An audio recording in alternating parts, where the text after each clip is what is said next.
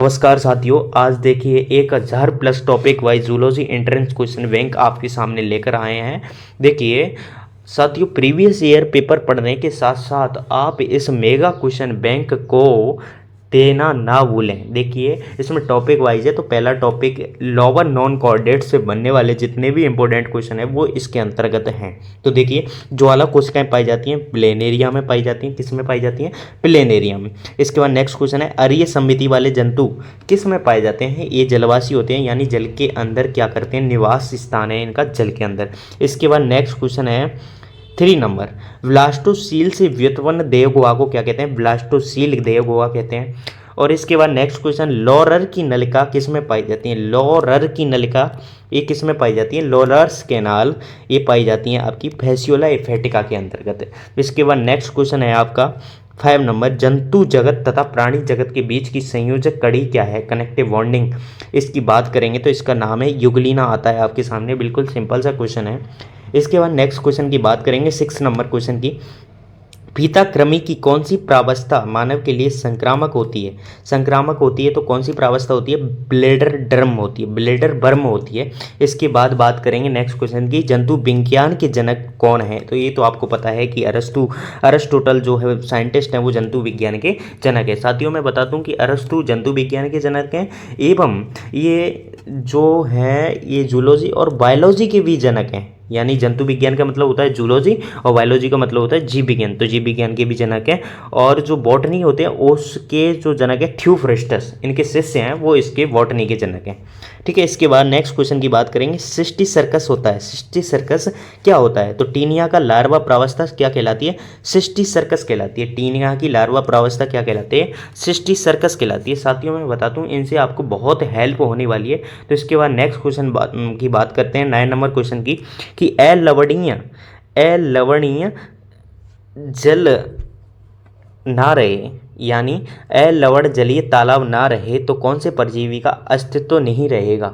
यानी जो अलवणीय जल मतलब जिसके अंदर नमक रहता है उसे तो लवणीय जल बोलते हैं, और जिसके अंदर नमक नहीं है उसे अलवणीय जल बोलते हैं। यानी वो अलवणीय तालाब ना रहे तो कौन से परजीवी का अस्तित्व नहीं रहेगा, यानी जो मिट जाएगा वो परजीवी का नाम पूछा है तो आपसे, तो उसका राइट आंसर हो जाएगा फैसियोला एवं बाउचेरिया ब्रैंकोप्टाई, बाउचेरिया ब्रैंकोप्टाई। ठीक है, C option is the right answer. इसके बाद बात करेंगे नेक्स्ट क्वेश्चन की 10 नंबर क्वेश्चन की, जापान में कौन सा स्पंज भेंट में दिया जाता है? तो इसका राइट आंसर हो जाएगा यूप्लेक्टेला, यूप्लेक्टेला। ये बिल्कुल सिंपल से क्वेश्चन है, ये आपके फर्स्ट ईयर सेकंड ईयर और फाइनल ईयर से पूछे जाने वाले क्वेश्चन है।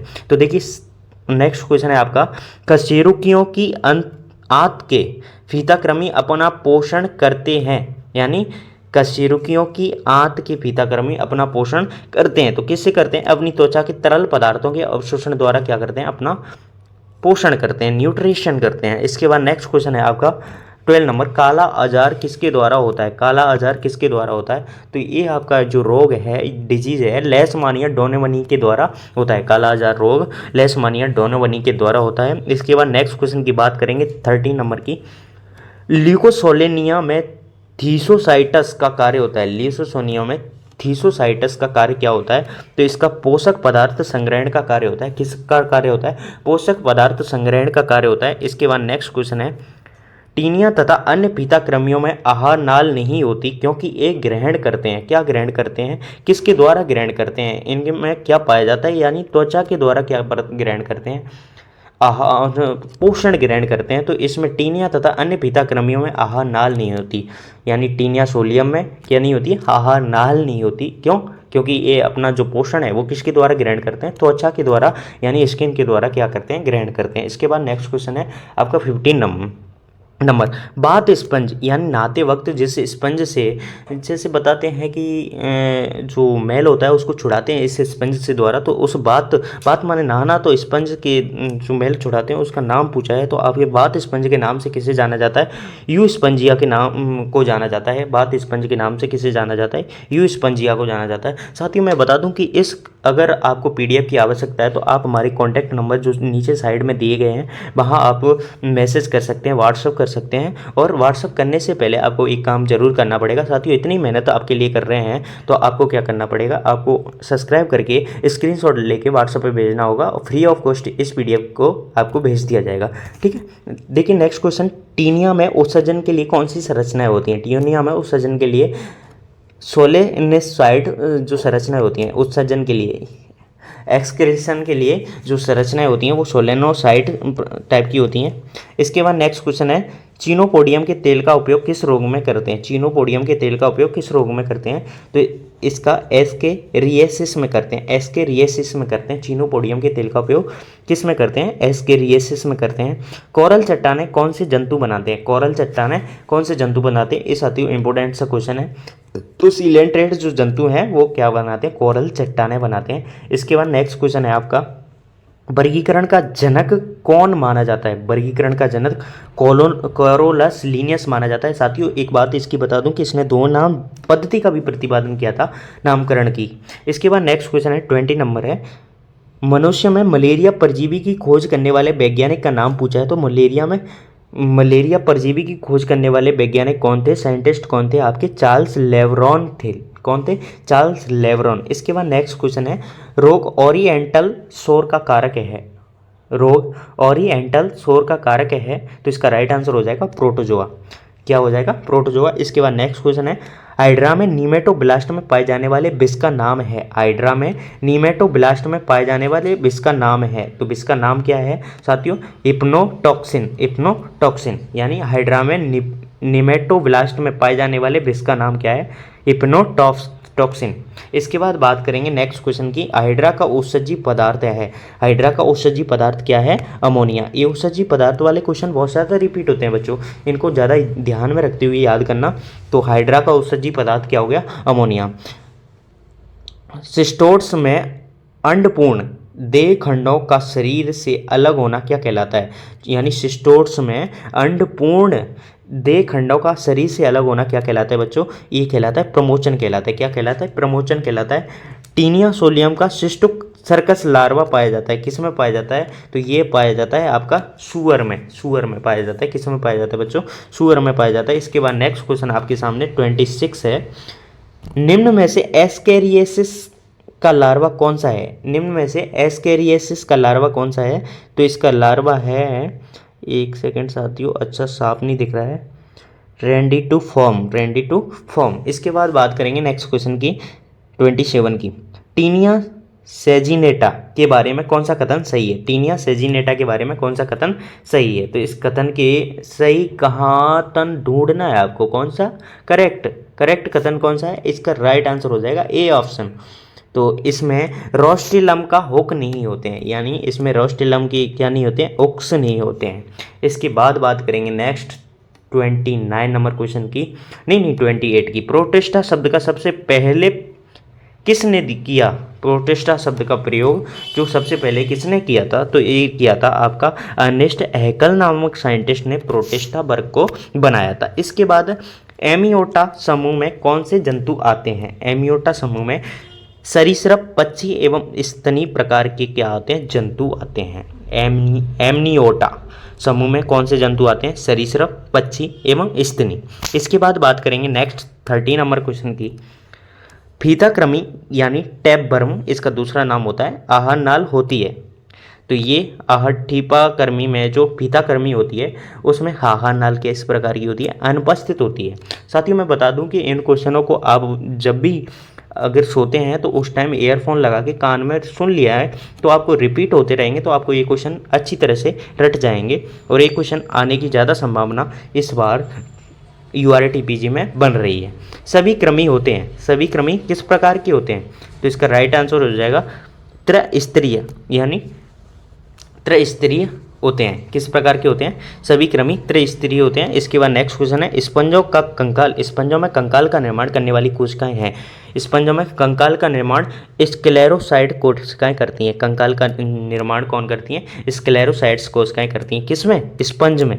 इसके बाद बात करेंगे नेक्स्ट क्वेश्चन की, नेक्स्ट क्वेश्चन 33, किसी आधार वस्तु से चिपके रहने वाले जंतुओं में प्राय किसी आधार वस्तु से चिपके रहने वाले जंतुओं में प्राय अरिसम्मति होती है, यानी इसके उदाहरण से अपन समझ सकते हैं, यानी जो जोक होती है उसमें किस प्रकार की सम्मति पाई जाती है, अरे सम्मति पाई जाती है। इसके बाद नेक्स्ट क्वेश्चन है सिलेंट्रेटा संघ का लार्वा है, सिलेंट्रेटा संघ का लार्वा पूछा है आपसे साथियों। तो सिलेंट्रेटा संघ का लार्वा प्लेनुला लार्वा कहलाता है। क्या कहलाता है? प्लेनुला लार्वा कहलाता है।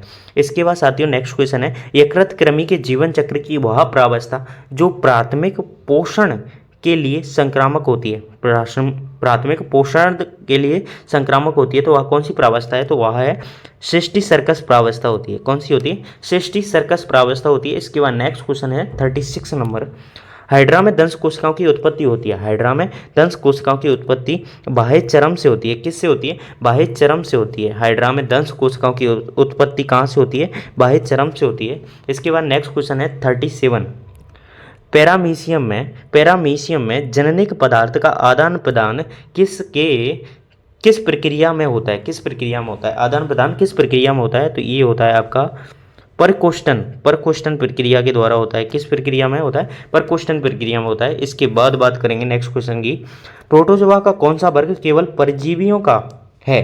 प्रोटोजोआ का कौन सा वर्ग केवल परजीवियों का है? तो ये कौन सा है? स्पोरोजोआ। स्पोरोजोआ कौन सा है? जो परजीवियों का होता है। ये जो वर्ग है, एक क्लास है, एक किसकी होती है? परजीवियों की होती है। कौन सी? स्पोरोजोआ। इसके बाद साथियों नेक्स्ट क्वेश्चन है मलेरिया परजीवी के जीवन चक्र में साइजोंट कहाँ बनता है? साइजोंट कहाँ बनता है? तो ये बनता है आपका लीवर में, यानी यकृत में बनता है। साइजोंट कहाँ बनता है? लीवर के अंतर्गत बनता है। इसके बाद नेक्स्ट क्वेश्चन आपके सामने है सुमेलित करना है, यानी मिलान करना है, मैचिंग वाला क्वेश्चन आया है। तो इसका राइट आंसर देखिए, इसमें मैचिंग कहाँ होगी? इसमें देखिए ऑस्ट्रिया जो है, एक सेकेंड साथियों, ऑस्ट्रिया जो है वो ल्यूकोसोलेनिया से मेल खाएगा। इसके बाद नीमोटोसिस्ट है, वो किस से मेल खाएगा? वो आपका खाएगा हाइड्रोजोआ से। इसके बाद जवलन कोशिका है, वो किसके अंतर्गत पाई जाती है बच्चों? जवलन कोशिका वो पाई जाती है फैसियोला हेपेटिका में। इसके बाद मैगट है, वो घरेलू मक्खी में मिलेगा। तो ये इसका मैचिंग है। तो ये मैचिंग कहाँ मिल रही है? ये आपको सी ऑप्शन में मिल रही है। तो इसका राइट आंसर क्या हो जाएगा? सी ऑप्शन हो जाएगा। इसके बाद बात करेंगे नेक्स्ट क्वेश्चन की, टर्विलेरियन होते हैं। टर्विलेरियम किस प्रकार के होते हैं? तो टर्विलेरियम होते हैं फ्री जीव, स्वतंत्र जीवी प्रकार के टर्विलेरियन होते हैं। इसके बाद नेक्स्ट क्वेश्चन की बात करते हैं, फेसियोला हेपेटिका पाया जाता है। फेसियोला हेपेटिका किसके अंदर पाया जाता है? तो भेड़ के यकृत में क्या पाया जाता है? फेसियोला हेपेटिका पाया जाता है। साथियों मैं बता दूं कि URDPC जो राजस्थान यूनिवर्सिटी का एंट्रेंस टेस्ट होता है उसमें नेगेटिव मार्किंग नहीं होती है। तो आप साथियों प्रत्येक क्वेश्चन को करना आपका कर्तव्य बनता है। फिल्टर फील्डिंग किस में होती है? फिल्टर फील्डिंग किस में होती है? तो ये फिल्टर फील्डिंग पैरामीशियम होती है। किस में होती है साथियों? पैरामीशियम के अंतर्गत होती है। फिल्टर फील्डिंग किस में होती है? पैरामीशियम के अंदर होता है। बिना अपवाद के सारी स्पंज में स्पंजशील और कसाव युक्त कोशिकाएं होती हैं। यानी बिना अपवाद को छोड़कर सारी स्पंज कैसी होती हैं? स्पंजशील यानी गुहा पाई जाती है, और कसाव युक्त यानी फिलेजिला भी पाए जाते हैं। कसाव युक्त कोशिकाएं होती हैं। इसके बाद बात करेंगे नेक्स्ट क्वेश्चन की, मोती उद्योग के लिए कौन सा स्पंज हानिकारक है? क्लेयोना जो स्पंज है वो मोती उद्योग के लिए क्या है? हानिकारक स्पंज है। इसके बाद बात करेंगे स्पंजों में भोजन ग्रहण करने में कौन सी कोशिकाएं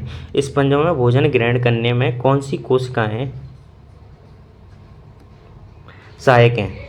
स्पंजों में भोजन ग्रहण करने में कौन सी कोशिकाएं सहायक हैं? तो कीप कोशिकाएं जो होती हैं वो स्पंजों को भोजन ग्रहण करने में सहायक हैं। स्पंजों में जलधारा बहती है तो कोहेनोसाइट द्वारा क्या बहती है? जलधारा बहती है स्पंजों में। इसके बाद नेक्स्ट क्वेश्चन, वुचेरिया ब्रंकोप्टाई का संक्रमण होता है किस परजीवी के द्वारा?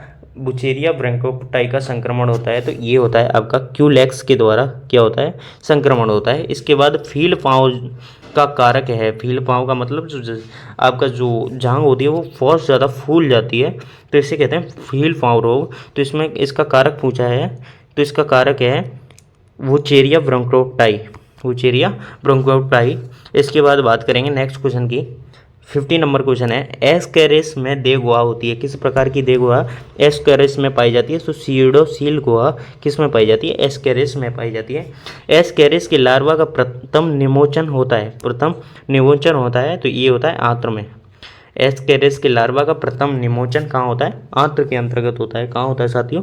आंत्र के अंतर्गत होता है। देखिए यहाँ हम 51 क्वेश्चनों को हल कर चुके और साथियों आगे भी इन क्वेश्चनों को हल कर रहे हैं।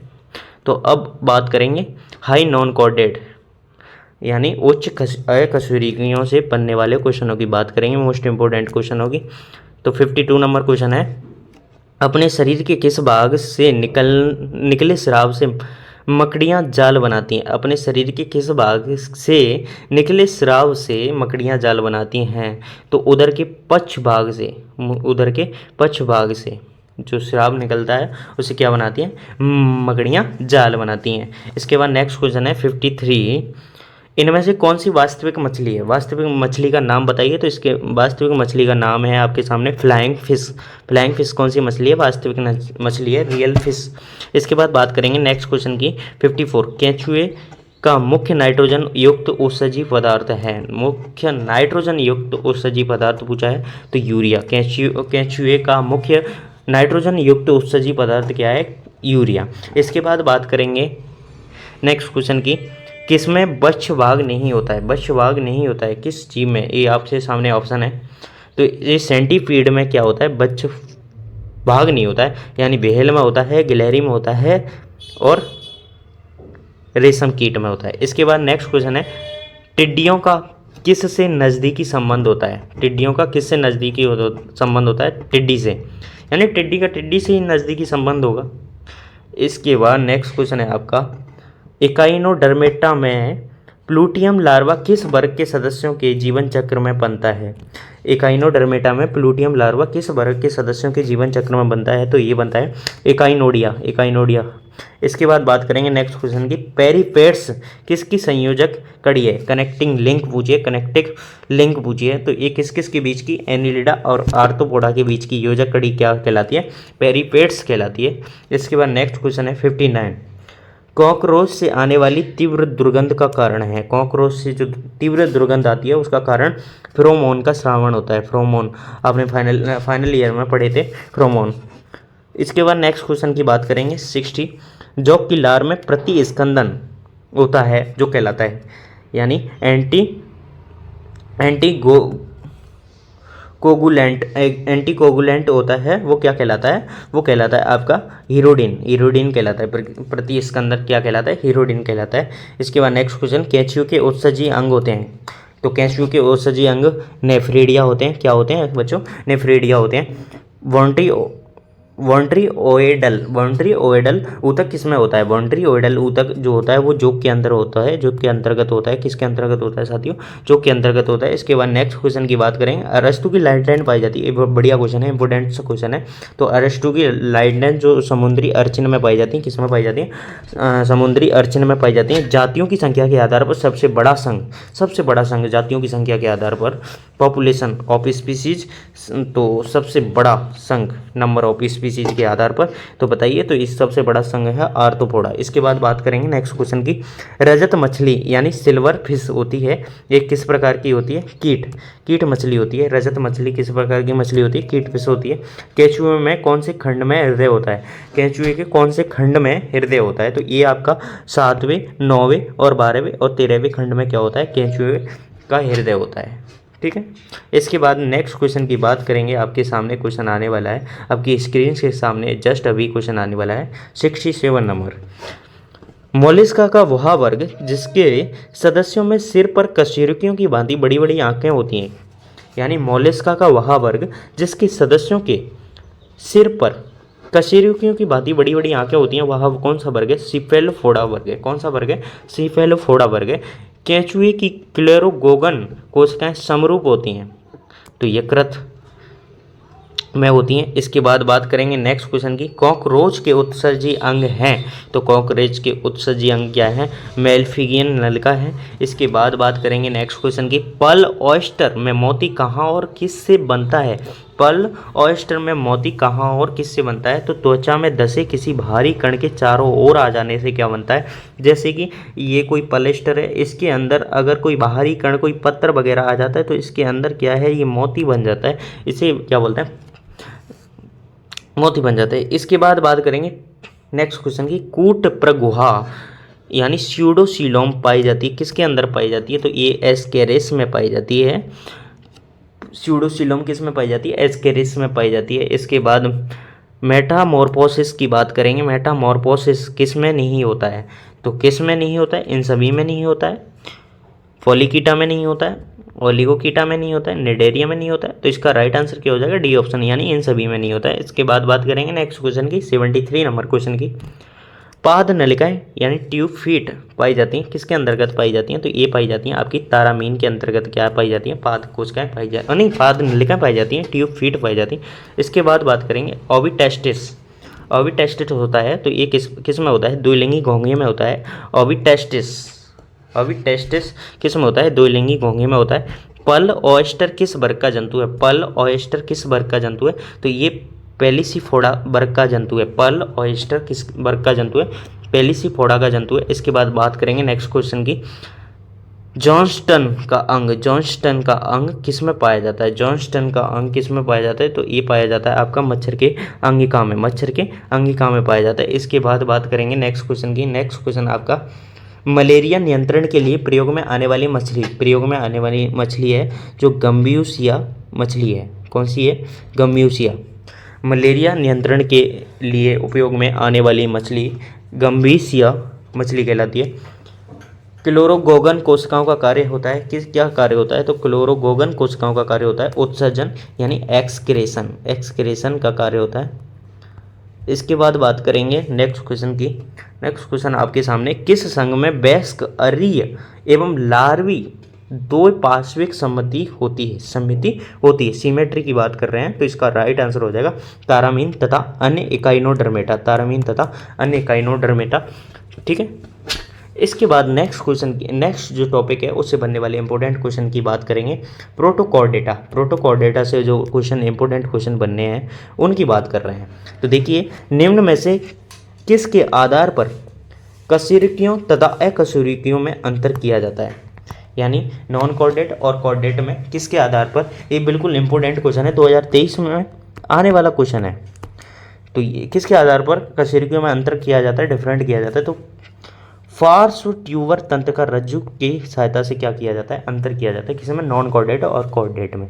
इसके बाद बात करेंगे नेक्स्ट क्वेश्चन की, वेलेनोग्लोसस को मुख्यतः क्या कहते हैं, वेलेनोग्लोसस को टंग वर्म अथवा एक्रोन वर्म कहते हैं, वेलेनोग्लोसस का दूसरा नाम क्या है, टंग वर्म तथा एक्रोन वर्म कहते हैं। इसके बाद बात करते हैं, टर्नेरिया लार्वा होता है, टर्नेरिया लार्वा होता है, तो वेलेनोग्लोसस में कौन सा लार्वा पाया जाता है, टर्नेरिया लार्वा पाया जाता है। वेलेनोग्लोसस में कौन सा लार्वा पाया जाता है साथियों, टर्नेरिया लार्वा पाया जाता है। इसके बाद नेक्स्ट क्वेश्चन है, समुद्री तल पर रहने वाले जंतु कहलाते हैं, क्या कहलाते हैं, समुद्री जल में रहने वाले जंतु नितल अस्त कहलाते हैं, बेंथिक कहलाते हैं, क्या कहलाते हैं, बेंथिक कहलाते हैं। इसके बाद नेक्स्ट क्वेश्चन की बात करेंगे, नेक्स्ट क्वेश्चन आपका 84 नंबर क्वेश्चन आपके सामने है,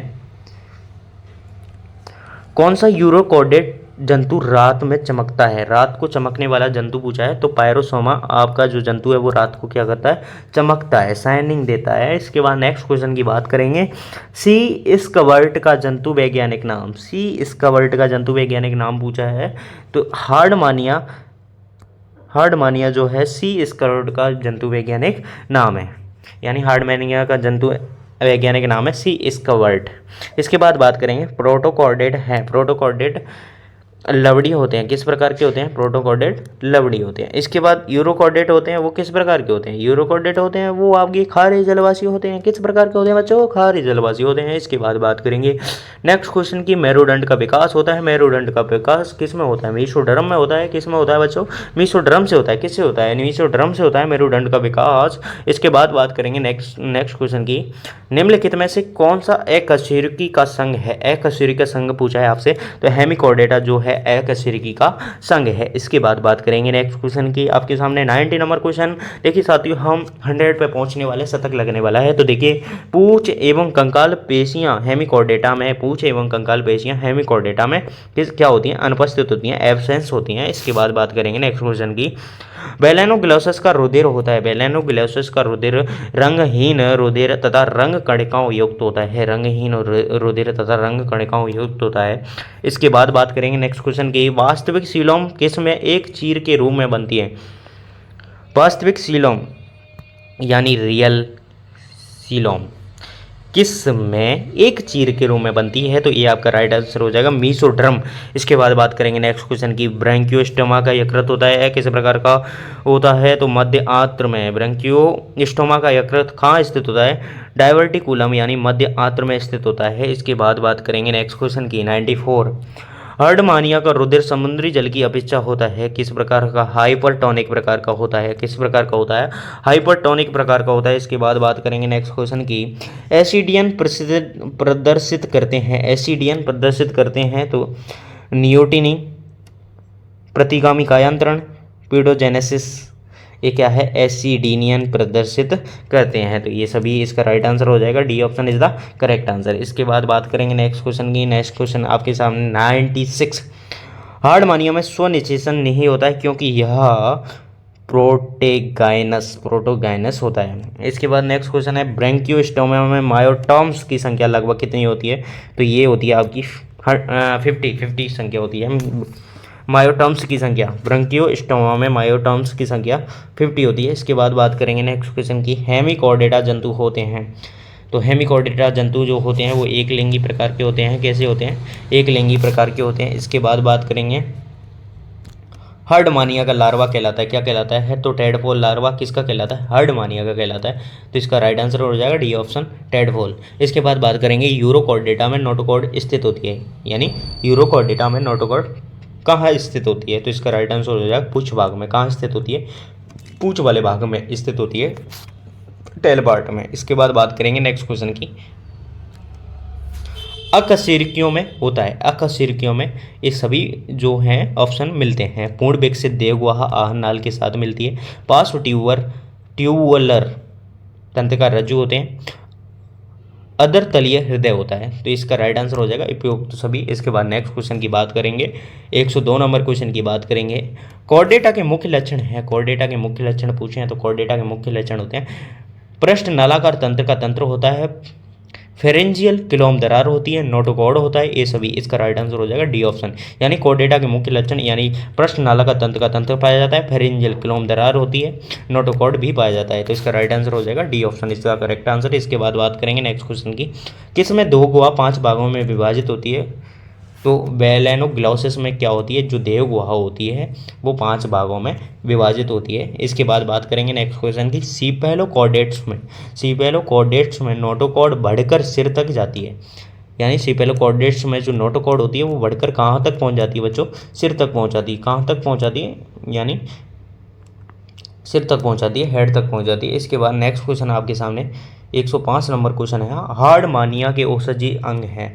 हार्डमानिया के औषधि अंग पूछे हैं तो बताइए कौन से हैं? न्यूरल कॉम्प्लेक्स, जो न्यूरल कॉम्प्लेक्स किसके औषधि अंग है? हार्डमानिया के औषधि अंग है। इसके बाद नेक्स्ट क्वेश्चन है, एम्फीऑक्सस का उपसंग है। एम्फीऑक्सस का उपसंग सीपेलोकॉर्डेटा है। एम्फीऑक्सस का उपसंग कौन सा है? सीपेलोकॉर्डेटा। साथियों ईयरफोन लगा के सुनते जाओ बस आप तो, और ये क्वेश्चन आपको जैसे जितनी बार ज़्यादा सुनेंगे और आपको याद भी ज़्यादा होंगे। आपका टाइम ख़राब करते हुए इसलिए हमने लाइव नहीं चलाया है, यहाँ क्वेश्चनों को एक साथ हमने बोल रहे हैं। तो तो देखिए एक बार सुना रहे हैं आपको सारे क्वेश्चन।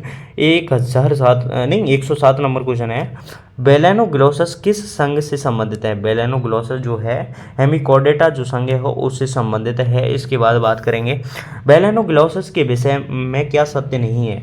तो बेलेनोग्लोसस के विषय में देखिए, सीलोम, प्रोबोसिस, कॉलर एवं ट्रंक तीनों क्षेत्रों में पाई जाती है, एक गलत है। इसके बाद ये इसमें सारा मिलता है, वास्तविक वास्तविक सीलोम पाया जाता है, सीलोम केवल धड़ क्षेत्र में मिलता है, तो सीलोम केवल प्रोबोसिस क्षेत्र में होता है। तो ये बेलेनोग्लोसस के सत्य कथन है और ये सत्य नहीं है, असत्य है। तो इसका राइट आंसर हो जाएगा बी ऑप्शन।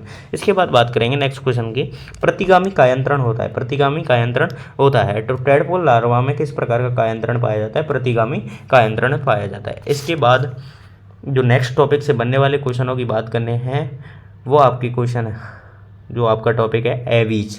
क्लास कौन सी है? एवीज और मेमेलिया। एवीज और मेमेलिया से बनने वाले क्वेश्चनों की बात करेंगे तो बेहेल के श्वसनांग है, बेहेल के श्वसनांग फेफड़े। बेहेल के श्वसनांग कौन से हैं? फेफड़े। बेहेल जो होती है उसके श्वसनांग क्या होते हैं? फेफड़े होते हैं, लंग्स होते हैं। इसके बाद बात करेंगे नेक्स्ट क्वेश्चन की बात करेंगे, पक्षी और चमगादड़ अच्छा उड़ते हैं। पक्षी चमगादड़ किसकी अनुपस्थिति के कारण भिन्न है? यानी दोनों सेम उड़ते हैं लेकिन अनुपस्थिति किसके कारण भिन्न है, अलग अलग दिखाई देते हैं। तो इसका राइट आंसर हो जाएगा डायफ्राम की उपस्थिति के कारण क्या होते हैं? भिन्न होते हैं। मार्सपिएलिया का उदाहरण है, मार्सपिएलिया का उदाहरण आपका क्या हो जाएगा? आपका मैक्रोपस हो जाएगा। मार्सोपिएलिया का उदाहरण क्या हो जाएगा? मैक्रोपस हो जाएगा। इसके बाद बात करेंगे नेक्स्ट क्वेश्चन की। तो नेक्स्ट क्वेश्चन, पक्षी वर्ग के मुख्य लक्षण। पक्षी वर्ग के मुख्य लक्षण, तो पक्षी वर्ग के मुख्य लक्षण क्या है? तो देखिए, होम्योथर्पस नहीं, टेट्रापोड कशेरुकी नहीं, चार पादी नहीं होते हैं।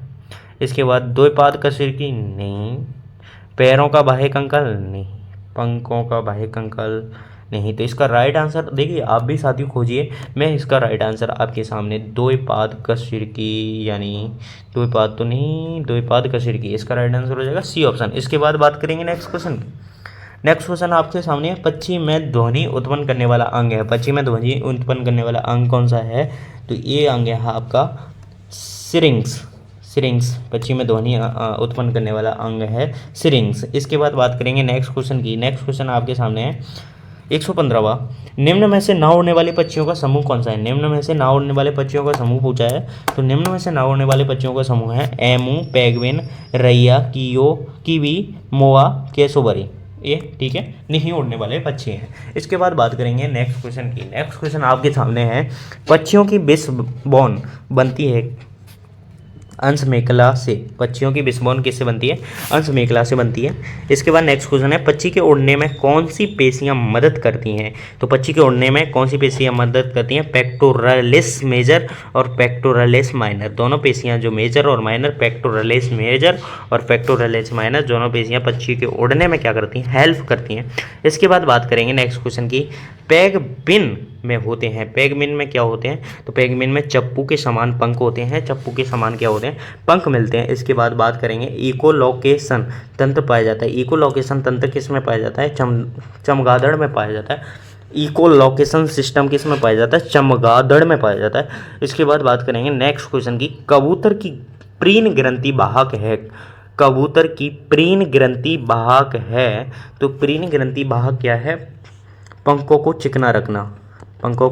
चिकना रखना किसका कार्य होता है? प्रीन ग्रंथि का होता है। इसके बाद बात करेंगे, पक्षी की करोटी होती है। पक्षी की करोटी होती है तो मोनोकॉर्डाइलिक प्रकार की करोटी होती है। किसकी? पक्षी की, यानी जो बर्ड की करोटी होती है वो किसकी होती है? कैसी होती है? किस टाइप की होती है? मोनोकॉर्डाइलिक टाइप की होती है। इसके बाद बात करेंगे नेक्स्ट क्वेश्चन 22, खरगोश में कौन सी सिरा युग्म में नहीं होती है? खरगोश में कौन सी सिरा युग्म में नहीं होती, यानी जोड़े में नहीं होती? तो इसकी बात करें तो एंजाइगस सिरा जो जोड़े में नहीं होती, हेमीजाइगस सिरा वो भी जोड़े में नहीं होती है, पुच्छ सिरा जो भी जोड़े में नहीं होती। तो इसका राइट आंसर हो जाएगा उपयुक्त सभी। इसके बाद बात करेंगे नेक्स्ट क्वेश्चन की, काउपर ग्रंथि किस में पाई जाती है? काउपर ग्रंथि खरगोश में पाई जाती है। किस में पाई जाती है साथियों? खरगोश के अंदर क्या मिलती है? काउपर ग्रंथि मिलती है। इसके बाद नेक्स्ट क्वेश्चन की बात करेंगे। नेक्स्ट क्वेश्चन आपके सामने, बिल्ली, कुत्ता, शेर, चीता, लोमड़ी आदि कौन से गण से संबंधित हैं, यानी गण से पूछा है तो गण से साथियों बताइए। तो कार्निवोरा गण से संबंधित क्या है, बिल्ली, कुत्ता, लॉयन, हिरन, नहीं चीता, लोमड़ी। ठीक, इसके बाद बात करेंगे नेक्स्ट क्वेश्चन की, ऐसा स्तनधारी जो अंडे देता है, ऐसा स्तनधारी जो अंडे देता है तो उसका नाम है कांटेदार चींटीखोर, वो क्या देता है, अंडे देता है। इसके बाद नेक्स्ट क्वेश्चन है, गेंडे के सींग हैं, गेंडे के सींग हैं तो गेंडे के केराटिन युक्त बालों का गुच्छा किस में पाया जाता है, गेंडे के सींगों में। केराटिन युक्त बालों का गुच्छा गेंडे के सींग हैं। किस प्रकार के सींग हैं, केराटिन युक्त बालों का गुच्छा किस में, गेंडे में मिलता है। यूरोपाइजियम दूसरा नाम होता है, यूरोपाइजियम का दूसरा नाम बताइए। तो यूरोपाइजियम पुच्छ का दूसरा नाम क्या होता है, यूरोपाइजियम। यूरोपाइजियम किसका दूसरा नाम है, पुच्छ का। सशक में डायाफ्राम ढकता है, सशक में डायाफ्राम आमाशय को ढकता है, सशक में डायाफ्राम जो है किसको ढकता है, आमाशय को ढकता है। इसके बाद बात करेंगे नेक्स्ट क्वेश्चन की। नेक्स्ट क्वेश्चन आपके सामने, समुद्र के जंतु सतह पर नहीं आ सकते क्योंकि, समुद्र के जो जंतु हैं सतह पर नहीं आ सकते क्योंकि सतह के पास जल का दाब कम होता है, सतह के पास जल का क्या होता है, दाब कम होता है। तो समुद्र के जंतु सतह पर नहीं आ सकते क्योंकि दाब क्या होता है, कम होता है, प्रेशर कम होता है। पक्षी तथा सरीसृप का उत्सर्जी अंग, पक्षी तथा सरीसृप का उत्सर्जी अंग होता है यूरिक अम्ल। सरीसृप का, पक्षियों का उत्सर्जी अंग क्या होता है, यूरिक अम्ल होता है। इसके बाद, चमगादड़ द्वारा उत्पन्न उच्च आवर्ती ध्वनि तरंगें लक्ष्य से टकराकर वापस इन्हीं के पास आ जाती हैं। इस तथ्य से सिद्ध होता है कि ये सीधी रेखा में बढ़ती हैं। यानी द्वारा देखिए, चमगादड़ द्वारा उत्पन्न उच्च आवर्ती ध्वनि तरंगें लक्ष्य से टकराकर वापस इन्हीं के पास आ जाती है। इस तथ्य से सिद्ध होता है कि ये सीधी रेखा में बढ़ती हैं। बिल्कुल सही बात है, यानी जैसे जाएंगी उसी टाइम में आ जाएंगी। जैसे देखिए, एक दीवार है, दीवार पे अगर बॉल को हम सीधा ऐसे मारेंगे तो वो उसी दिशा में आ जाएगी, अगर ऐसे मारेंगे तो ऐसे चली जाएगी, और अगर हम यहाँ मारेंगे बॉल को तो यहाँ आ जाएगी। ठीक है, टेढ़ा मारेंगे तो सीधी दिशा में जा रही है, तो इसका मतलब चमगादड़ की ध्वनि वो सीधी जाती है और सीधी वापस आ जाती है। इसके बाद बात करेंगे नेक्स्ट क्वेश्चन की। नेक्स्ट क्वेश्चन 132, पक्षी के कशेरुकाओं के लक्षण होते हैं, पक्षी के कशेरुकाओं के लक्षण होते हैं। तो हेटेरोसिलस प्रकार कशेरुकाओं के लक्षण होते हैं। इसके बाद नेक्स्ट क्वेश्चन है, मार्सपीलिया का उदाहरण है, मार्सपीलिया का उदाहरण है कंगारू, मार्सपीलिया का उदाहरण है कंगारू। कंगारू मतलब जो कंगारू के अंदर वो जो थैली मिलती है उसमें अपने बच्चे को दबाए रखता है, उसी के कारण इसे मार्सपीलिया कहा जाता है, तो वो कंगारू है। इसके बाद नेक्स्ट क्वेश्चन आपके सामने है, किसका प्रभाव चमगादड़ के ध्वनि आवर्ती उपकरण पर नहीं पड़ेगा, किसका प्रभाव चमगादड़ के ध्वनि आवर्ती उपकरण पर नहीं पड़ेगा। तो केवल नेत्रों को ढकना, नेत्रों को ढकना, इसका प्रभाव किस पे नहीं पड़ेगा, ध्वनि आवर्ती उपकरण पर नहीं पड़ेगा, केवल नेत्रों को ढकना। इसके बाद बात करने वाले नेक्स्ट टॉपिक है 5 नंबर, वर्ग फिशीज, एम्फीबिया एवं रेप्टिलिया। कौन सा वर्ग है, फिशीज, एम्फीबिया एवं रेप्टिलिया। इसके बाद इसका क्वेश्चन है आपके सामने, सर्प का विष किस में रूपांतरित होता है, सर्प का विष किस में रूपांतरित होता है। तो कर्णपूर्व में रूपांतरित होता है, कर्णपूर्व में रूपांतरित होता है। इसके बाद नेक्स्ट क्वेश्चन है, एक विषहीन सर्प ऊंचा है। तो ये बिल्कुल इंपॉर्टेंट क्वेश्चन है, 2022 में पूछे गया क्वेश्चन है। तो विषहीन सर्प कुछ सर्प है, तो ये है पाइथन। इसके बाद नेक्स्ट क्वेश्चन है, भूमि पर अंडे देने वाला प्रथम कशेरुकी था, भूमि पर अंडे देने वाला प्रथम कशेरुकी कौन है, सरीसृप, कौन है, सरीसृप। इसके बाद नेक्स्ट क्वेश्चन है, निम्न में से किस उपगण में छिपकली आती है, निम्न में से किस उपगण में छिपकली आती है। तो लेमरटीलिया, लेमरटीलिया में क्या आती है, छिपकली आती है। इसके बाद नेक्स्ट क्वेश्चन है आपका 139, निम्न में से कौन सर्प नहीं है, सर्प नहीं है। तो कांच गोतिका क्या है, सर्प नहीं है। बाकी सर्प के नाम बताएं तो करेत, रेटल सर्प और वाइपर। ठीक। इसके बाद नेक्स्ट क्वेश्चन है, सबसे ज़्यादा पेरेंटल केयर यानी पैतृक सुरक्षा किस मछली में पाई जाती है। तो ये पाई जाती है हिप्पोकैम्पस यानी समुद्री घोड़ा जो मछली होती है उसमें सबसे ज़्यादा पेरेंटल केयर का मतलब उसके पेरेंट्स ज़्यादा अपने बच्चे की देखभाल करते हैं। इसके बाद नेक्स्ट क्वेश्चन है जैकम्सन अंग किस प्रकार के अंग है? तो ये किस प्रकार के अंग है? ग्रहण अंग है। किस प्रकार के अंग है? ग्रहण अंग है। इसके बाद नेक्स्ट क्वेश्चन है सरीसृप की करोटी प्राय होती है, किस प्रकार की होती है? तो मीनोकॉन्ड्राइलिक प्रकार की क्या होती है? सरीसृप की करोटी होती है। इसके बाद बात करेंगे नेक्स्ट क्वेश्चन की। नेक्स्ट क्वेश्चन क्या है? वृक्ष निवाही का तंत्र उपस्थित होता है। वृक्ष निवाही का तंत्र किसके अंदर? रोही मछलियों के अंदर उपस्थित होता है। कौन सी मछली के अंदर? रोही मछली के अंदर उपस्थित होता है, रोहू मछली के अंदर। इसके बाद बात करेंगे नेक्स्ट क्वेश्चन की। क्रोकोडाइल और एलिगेटर दोनों में श्वसनांग होते हैं, किस प्रकार के श्वसनांग होते हैं? तो केवल वायवीय श्वसनांग होते हैं। किस प्रकार के? केवल वायवीय लिख रखा है। इसके बाद नेक्स्ट क्वेश्चन की बात करेंगे। नेक्स्ट क्वेश्चन जरायुज सर्प होता है। जरायुज सर्प होता है तो ये वाइपर यानी सर्प का नाम पूछा है। जरायुज सर्प कौन सा है? वाइपर। इसके बाद बात करेंगे नेक्स्ट क्वेश्चन की। नेक्स्ट क्वेश्चन आपके सामने है यूरोमेस्टिकस का सामान्य नाम होता है। यूरोमेस्टिकस का सामान्य नाम होता है तो इसका नाम होता है, क्या होता है? कोर्टिका युक्त पूंछ वाली छिपकली किसे बोलते हैं? यूरोपेस्टिकस को बोलते हैं। इसके बाद नेक्स्ट क्वेश्चन आपके सामने है ग्लूनोइड गुहा बनी होती है। ग्लूनोइड गुहा बनी होती है तो ये किसकी बनी होती है? तो ये बनी होती है कोरेकोइड और स्केपुला की बनी होती है। इसके बाद बात करेंगे पादविहीन उभयचर का नाम क्या है? तो ये नाम है एकोऑफिस पादविहीन उभयचर। इसके बाद बात करेंगे नेक्स्ट क्वेश्चन की। नेक्स्ट क्वेश्चन आपके सामने है किसके हृदय द्वारा केवल अशुद्ध रुधिर प्रवाहित होता है? अशुद्ध रुधिर की बात करें तो किसके हृदय द्वारा? शार्क मछली के द्वारा क्या होता है? अशुद्ध रुधिर प्रवाहित होता है, फ्लो होता है। इसके बाद नेक्स्ट क्वेश्चन सल्कों के स्थान पर अस्थि प्लेट्स तथा स्किट्स पाए जाते हैं तो ये आपका राइट आंसर हो जाएगा अश्वमीन इसका राइट आंसर हो जाएगा। इसके बाद बात करेंगे नेक्स्ट क्वेश्चन की 151 सेक्सुअल डायमॉर्फिज्म जननी की विभिन्नता पाई जाती है, किसके अंतर्गत पाई जाती है? तो ये पाई जाती है स्कोलियोडॉन में सेक्सुअल डायमॉर्फिज्म।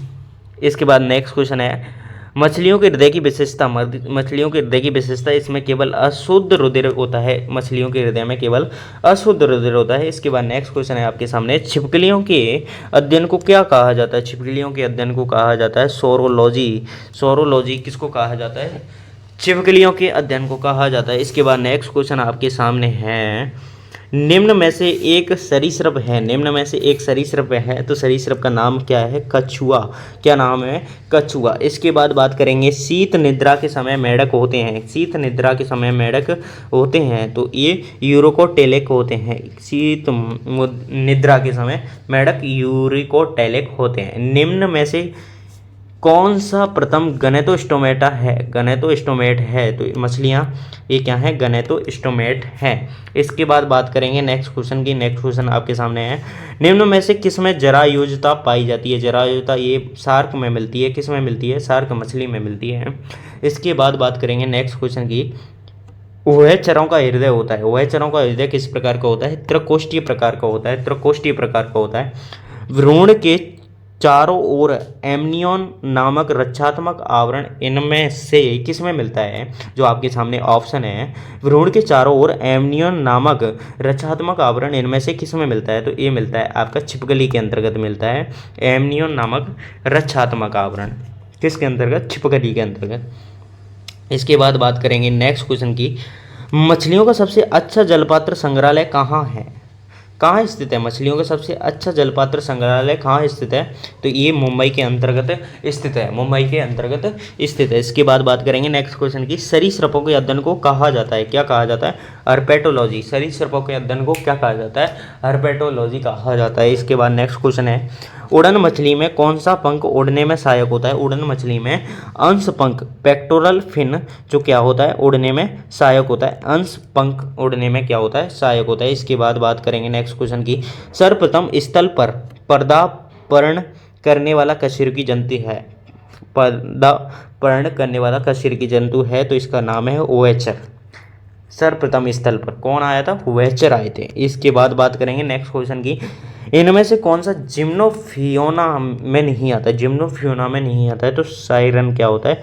जिम्नोफियोना में नहीं आता है। तो आने वाले की बात करते हैं, एक्थियोफिस ये क्या है? जिम्नोफियोना में आता है। एपोडोअनस जिम्नोफियोना में आता है। साइफोनॉम्स जिम्नोफियोना में आता है। इसके बाद बात करेंगे नेक्स्ट क्वेश्चन की। नेक्स्ट क्वेश्चन आपके सामने है।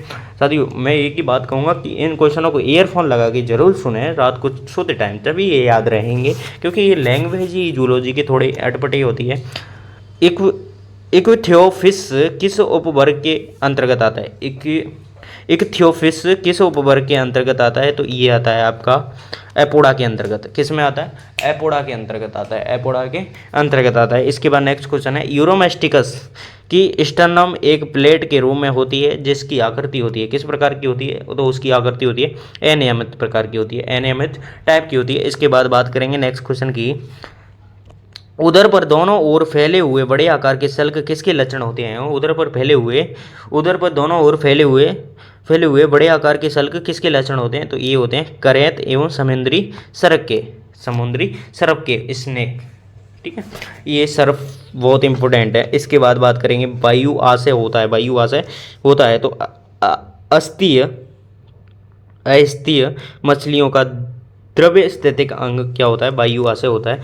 इसके बाद बात करेंगे नेक्स्ट क्वेश्चन की, यूरोमेस्टिकस में कपालीय तंत्रिकाओं की संख्या होती है। यूरोमेस्टिकस में कपालीय तंत्रिकाओं की संख्या होती है तो 12 जोड़ी होती है। यूरोमेस्टिकस में कपालीय तंत्रिकाओं की संख्या कितनी होती है? 12 जोड़ी। यूरोमेस्टिकस में कपालीय तंत्रिकाओं की संख्या 12 जोड़ी, 12 जोड़ी। विषहीन सर्प की पूंछ होती है बेलनाकार। किस प्रकार की होती है?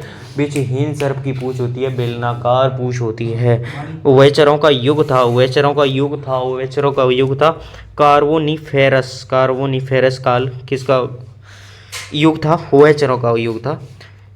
शार्क लीवर तेल में होता है, शार्क लीवर तेल में क्या होता है? कौन सी विटामिन मिलती है? शार्क लीवर तेल में ए विटामिन मिलती है आपकी, विटामिन ए। इसके बाद नेक्स्ट क्वेश्चन है आपका, इसको लियोडॉन में योनि यानी वेजाइना किसके संयोजन से बनती है? इसको लियोडॉन में योनि किसके संयोजन से बनती है? तो ये बनती है आपकी शुक्राशय के संयोजन से बनती है। किसके संयोजन से बनती है साथियों?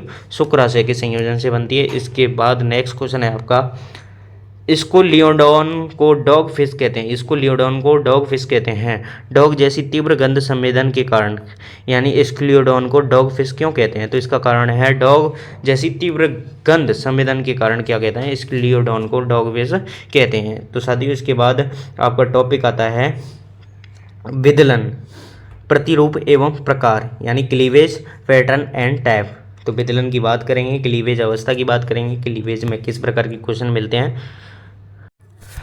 देखिए आपके सामने फिर एक नया क्वेश्चन, पूर्णभंजी समान विदलन पाया जाता है। पूर्णभंजी समान विदलन किसके अंतर्गत पाया जाता है? तो ये अपीत की अंडे में पूर्णभंजी विदलन पाया जाता है। अपीत की अंडे में क्या पाया जाता है? पूर्णभंजी समान विदलन पाया जाता है। इसके बाद नेक्स्ट क्वेश्चन है, पृष्ठीय यानी सरपेशियल विदलन किस प्रकार के अंडे से एक युग्मनज में होता है? किस प्रकार के अंडे से एक युग्मनज में होता है, यानी कौन सा? सरपेशियल यानी पृष्ठीय विदलन। तो ये होता है आपका सी ऑप्शन, केंद्रीय पीतकी में। इसके बाद बात करेंगे नेक्स्ट क्वेश्चन की, स्तनधारियों के अंडे में पाया जाने वाला विदलन है, तो पूर्णभंजी समान पाया जाता है विदलन। स्तनधारियों के अंडे में पूर्णभंजी समान पाया जाता है, अंडे में पाया जाने वाला विदलन पूर्णभंजी के समान होता है। इसके बाद नेक्स्ट क्वेश्चन है, भ्रूणीय परिवर्तन की कौन सी प्रावस्था के पश्चात विदलन प्राय रुक जाता है? तो ये आपका गैस्ट्रुला के गैस्टुला के पश्चात जो विदलन होता है, क्लीवेज होता है, वो क्या होता है, स्टॉप हो जाता है साथियों। इसके बाद नेक्स्ट क्वेश्चन है, विदलन के फलस्वरूप बनने वाली कोशिकाओं को कहते हैं। विदलन होता है, क्लीवेज होता है, उसके फलस्वरूप उसके बाद जो बनने वाली कोशिकाएं हैं, उससे जो कोशिकाएं बनी हैं उसको बोलते हैं कोरक खंड बोलते हैं। क्या बोलते हैं साथियों, कोरक खंड बोलते हैं। इसके बाद नेक्स्ट क्वेश्चन है, निषेचित अंडे का विकास किससे प्रारंभ होता है। निषेचित अंडे का विकास किससे प्रारंभ होता है, तो ये विदलन से प्रारंभ होता है। किससे प्रारंभ होता है साथियों, विदलन से प्रारंभ होता है। इसके बाद नेक्स्ट क्वेश्चन है, किसी प्राणी के परिवर्तन में होने वाली घटनाओं का सही क्रम है। होने वाली घटनाओं का सही क्रम यानी क्लीवेज की सही जो क्रम है वो पूछा है, सीक्वेंस बताना है। तो इसका कुछ सीक्वेंस है, पहले क्या है, युग्मनज में क्या होगा, विदलन होगा। तो कोरक भवन के बाद क्या होगा, कंदुकन। इसका बाद नेक्स्ट क्वेश्चन है, अंडे में विदलन के बाद क्या बनता है। अंडे में विदलन के बाद मोरूला बनता है। क्या बनता है साथियों, मोरूला बनता है। इसके बाद नेक्स्ट क्वेश्चन है, विदलन के फलस्वरूप बनने वाली ठोस गेंद को कहते हैं। विदलन के फलस्वरूप बनने वाली ठोस गेंद को क्या कहते हैं, मोरूला कहते हैं। यानी एक ही बात है, विदलन अंडे में विदलन होगा तो उसके बाद बनने वाली संरचना को क्या कहते हैं, मोरूला कहते हैं। क्या कहते हैं साथियों, मोरूला कहते हैं। साथियों मैं आपको बताता हूँ, ये क्वेश्चन आपकी इस एंट्रेंस एग्जाम में बहुत अच्छी हेल्प करने वाले हैं। और साथियों एक और बात बता दूं कि इन क्वेश्चनों को अगर करें तो आपको सॉल्व पेपर खरीदने की आवश्यकता नहीं है, क्योंकि आपके सारे प्रीवियस ईयर के पेपर इसी यूट्यूब चैनल पर प्लेलिस्ट में चेक कर सकते हैं, सीक्वेंस से मिल जाएंगे। और इस टेस्ट सीरीज को करने के बाद आपको सॉल्व पेपर खरीदने की आवश्यकता नहीं है। इन पेपरों को पढ़ने और इसके बाद आप बुक्स को देख सकते हैं first year, second year, final year की। इसके बाद नेक्स्ट क्वेश्चन है, मेढक के युग्मनज का तीसरा विदलन होता है। तो मेढक के युग्मनज का तीसरा विदलन होता है तो ये होता है आचांशी एवं भूमध्य रेखीय विदलन होता है। आचांशी एवं भूमध्य रेखीय विदलन होता है। इसके बाद नेक्स्ट क्वेश्चन है आपके सामने मनुष्य में पाया जाने वाला कोरक है। मनुष्य में पाया जाने वाला कोरक है पोष कोरक। मनुष्य में पाया जाने वाला कोरक है पोष कोरक। इसके बाद नेक्स्ट क्वेश्चन है, विदलन के दौरान भ्रूण के आयतन में क्या होता है, कोई वृद्धि नहीं होती है। भ्रूण के आयतन में कोई वृद्धि नहीं होती है। इसके बाद नेक्स्ट क्वेश्चन है आपके सामने, मेढक के अंडे का विदलन है। मेढक के अंडे का विदलन होलोब्लास्टिक टाइप का होता है। इसके बाद नेक्स्ट क्वेश्चन है, अंडे की 16 कोष की अवस्था में कितने विदलन पूर्ण हो जाते हैं। अंडे की 16 कोष की अवस्था में कितने विदलन पूर्ण हो जाते हैं, तो ये 4 जो विदलन है वो पूर्ण हो जाते हैं। इसके बाद नेक्स्ट क्वेश्चन है आपके सामने, निषेचित अंडा किस क्रिया द्वारा विभाजित होता है। निषेचित अंडा किस क्रिया द्वारा विभाजित होता है, तो ये आपका विदलन क्रिया, क्लीवेज के द्वारा विभाजित होता है। इसके बाद आपका अगला क्वेश्चन आपकी स्क्रीन के सामने, तृतीय विदलन खांचे कितनी ब्लास्टोमियर को विभाजित करती हैं। तृतीय विदलन खांचे कितनी ब्लास्टोमियर्स को प्रभावित करती हैं, तो ये आपके 4 ब्लास्टोमियर्स को क्या करती हैं, प्रभावित करती हैं। इसके बाद नेक्स्ट क्वेश्चन है, पक्षियों के अंडे में विदलन होता है। किस प्रकार का विदलन पक्षियों के अंडे में होता है, तो अंशभंजी विवाम्य टाइप का विदलन किस में होता है, पक्षियों के अंडे में होता है। इसके बाद नेक्स्ट क्वेश्चन है, मेढक के अंडे में कौन से विदलन के बाद विदलन असमान हो जाता है। मेढक के अंडे में कौन से विदलन के बाद विदलन असमान हो जाता है, तो ये आपका विदलन असमान 5वें, इसका राइट आंसर हो जाएगा 5वें। मेढक के अंडे में कौन से विदलन के बाद विदलन असमान हो जाता है, तो 5वें विदलन के बाद क्या होता है, विदलन असमान हो जाता है। इसके बाद नेक्स्ट क्वेश्चन है, विदलन होता है, विदलन किस प्रकार का होता है, तो विदलन युग्मनज में होता है। किस में होता है, विदलन किस में होता है, युग्मनज, जाइगोट के अंतर्गत क्या होता है, विदलन होता है। तो साथियों मैं बता दूं कि आपके लायक नहीं आए, क्यों, मैंने इतनी मेहनत करी है, पीडीएफ बनाई है आपके लिए, और पीडीएफ से फिर क्वेश्चन आपको बोल के बताए हैं, तो ये एक लाइक तो बनता है और कमेंट भी बनता है। साथियों आपको इस प्रकार के क्वेश्चन कैसे लग रहे हैं, आगे हम इसी प्रकार के क्वेश्चन लाते रहेंगे। और इसके बाद नेक्स्ट क्वेश्चन को देखिए, अंशभंजी विदलन निम्न में से किस प्रकार के अंडों में होता है। अंशभंजी विदलन निम्न में से किस प्रकार के अंडों में होता है, तो ये होता है आपका 4 केवल गुरुपीतिकी में होता है, गुरुपीतिकी अंडों में होता है। कौन सा, अंशभंजी विदलन। इसके बाद नेक्स्ट क्वेश्चन है, विदलन तब तक जारी रहता है जब तक कि परिणामी ब्लास्टोमियर्स का आकार जंतु शरीर की कोशिकाओं के बराबर हो जाए, तो इसका राइट आंसर हो जाएगा सी ऑप्शन। इसके बाद नेक्स्ट क्वेश्चन है, स्तनियों में किस प्रकार का विदलन होता है। तो ये किस प्रकार का होता है, अंशभंजी टाइप का विदलन किस में मिलेगा, स्तनियों में मिलेगा। किस में मिलेगा साथियों, स्तनियों में मिलेगा। इसके बाद नेक्स्ट क्वेश्चन है, पूर्णभंजी विदलन पाया जाता है। पूर्णभंजी विदलन किसके अंतर्गत पाया जाता है साथियों, तो ये विदलन पूर्णभंजी विदलन अपीतिकी, सूक्ष्म पीतिकी, मध्य गोलार्ध पीतिकी अंडों में क्या पाया जाता है, अपूर्णभंजी नहीं पूर्णभंजी विदलन, सॉरी पूर्णभंजी विदलन किस में पाया जाता है, अपीतिकी, सूक्ष्म पीतिकी व मध्य गोलार्ध पीतिकी अंडों में पाया जाता है, एक्स में पाया जाता है। इसके बाद नेक्स्ट क्वेश्चन आपके सामने, और ये कोरक भवन, ये 7 टॉपिक आ गया आपका। ब्लास्टुलेशन एंड गैस्ट्रुलेशन से संबंधित क्वेश्चन आपके सामने कौन कौन से बनते हैं उससे बात करेंगे। तो ब्लास्टोसील गुहा में किस प्रकार का द्रव भरा रहता है, तो ब्लास्टोसील गुहा में किस प्रकार का द्रव भरा होता है, तो इसकी बात करेंगे। तो किस प्रकार का, एल्ब्यूमिन्स प्रकार का क्या भरा होता है, द्रव भरा होता है मटेरियल, किसमें, ब्लास्टोसील गुहा में। इसके बाद नेक्स्ट क्वेश्चन है, आर्केंटेरॉन बनाती है, आर्केंटेरॉन आहा नाल बनाती है, क्या बनाती है, आहा नाल बनाती है। इसके बाद नेक्स्ट क्वेश्चन है, भ्रूणीय विकास की किस प्रावस्था की कोशिकाओं को कोरक खंड कहते हैं, भ्रूणीय विकास की किस प्रावस्था की कोशिकाओं को कोरक खंड कहते हैं। तो इसके बाद इसका राइट आंसर हो जाएगा ए एंड सी, यानी मोरूला और ब्लास्टुला। भ्रूणीय विकास की किस प्रावस्था को कोशिका की कोरक खंड कहते हैं, तो मोरूला को और ब्लास्टुला को क्या कहते हैं, कोरक खंड। इसके बाद नेक्स्ट क्वेश्चन है, मेढक के विकास में गैस्ट्रुला भवन एक अवस्था है जहाँ क्या होता है, गैस्ट्रुला भवन एक अवस्था है जहाँ क्या होता है साथियों, जहाँ क्या होता है साथियों, ये भी पता करना है। मेढक के विकास में गैस्ट्रुला भवन एक अवस्था है जहाँ एक्टोड्रम व आर्केंड्रॉन को घेरे हुए एंडोड्रम होता है। तो इसका राइट आंसर हो जाएगा C option is the correct answer. इसके बाद बात करेंगे नेक्स्ट क्वेश्चन आपके सामने, नया क्वेश्चन है आपके सामने। केंद्रक में पाई जाने वाली गुहा है, क्या सिंपल सा क्वेश्चन है। केंद्रक में पाए जाने वाले आधांत्र गुहा कौन सी गुहा होती है, केंद्रक में पाई जाने वाली गुहा आधांत्र गुहा। निम्न में से कौन सी संरचना मोरूला को ब्लास्टुला में भिन्न करती है, मोरूला को ब्लास्टुला से भिन्न करती है, यानी मोरूला और ब्लास्टुला में दोनों में डिफरेंट क्या कम मिलने को मिलता है, तो गुहा की अनुपस्थिति किसको डिफरेंट करती है, मोरूला और ब्लास्टुला को डिफरेंट करती है गुहा की अनुपस्थिति। इसके बाद बात करेंगे नेक्स्ट क्वेश्चन की। नेक्स्ट क्वेश्चन आपके सामने, मनुष्य की भ्रूणीय विकास में प्रावस्थाओं का क्रम, तो पहले कौन सी अवस्था आती है, युग्मनज के बाद क्या होगा, उसमें विदलन होगा, फिर उसके बाद ब्लास्टुला आ गई, उसके बाद गैस्टुला। तो गैस्टुला से पहले कौन सी अवस्था बनती है, ब्लास्टुला बनती है। इसके बाद नेक्स्ट क्वेश्चन की बात करेंगे। नेक्स्ट क्वेश्चन आपके सामने 205, तो इसकी बात करते हैं। संरचना विकास गतियाँ, फॉर्मेटिक मूवमेंट पाई जाती है, संरचना विकास गतियाँ किस में पाई जाती हैं, तो ये कंदुकन में पाई जाती हैं। किस में पाई जाती हैं बच्चों, कंदुकन में पाई जाती हैं। इसके बाद नेक्स्ट क्वेश्चन की बात करेंगे, भ्रूण विज्ञानी निम्न में से कौन सी अवस्था में भविष्य के अंगों के विकास को ज्ञात करते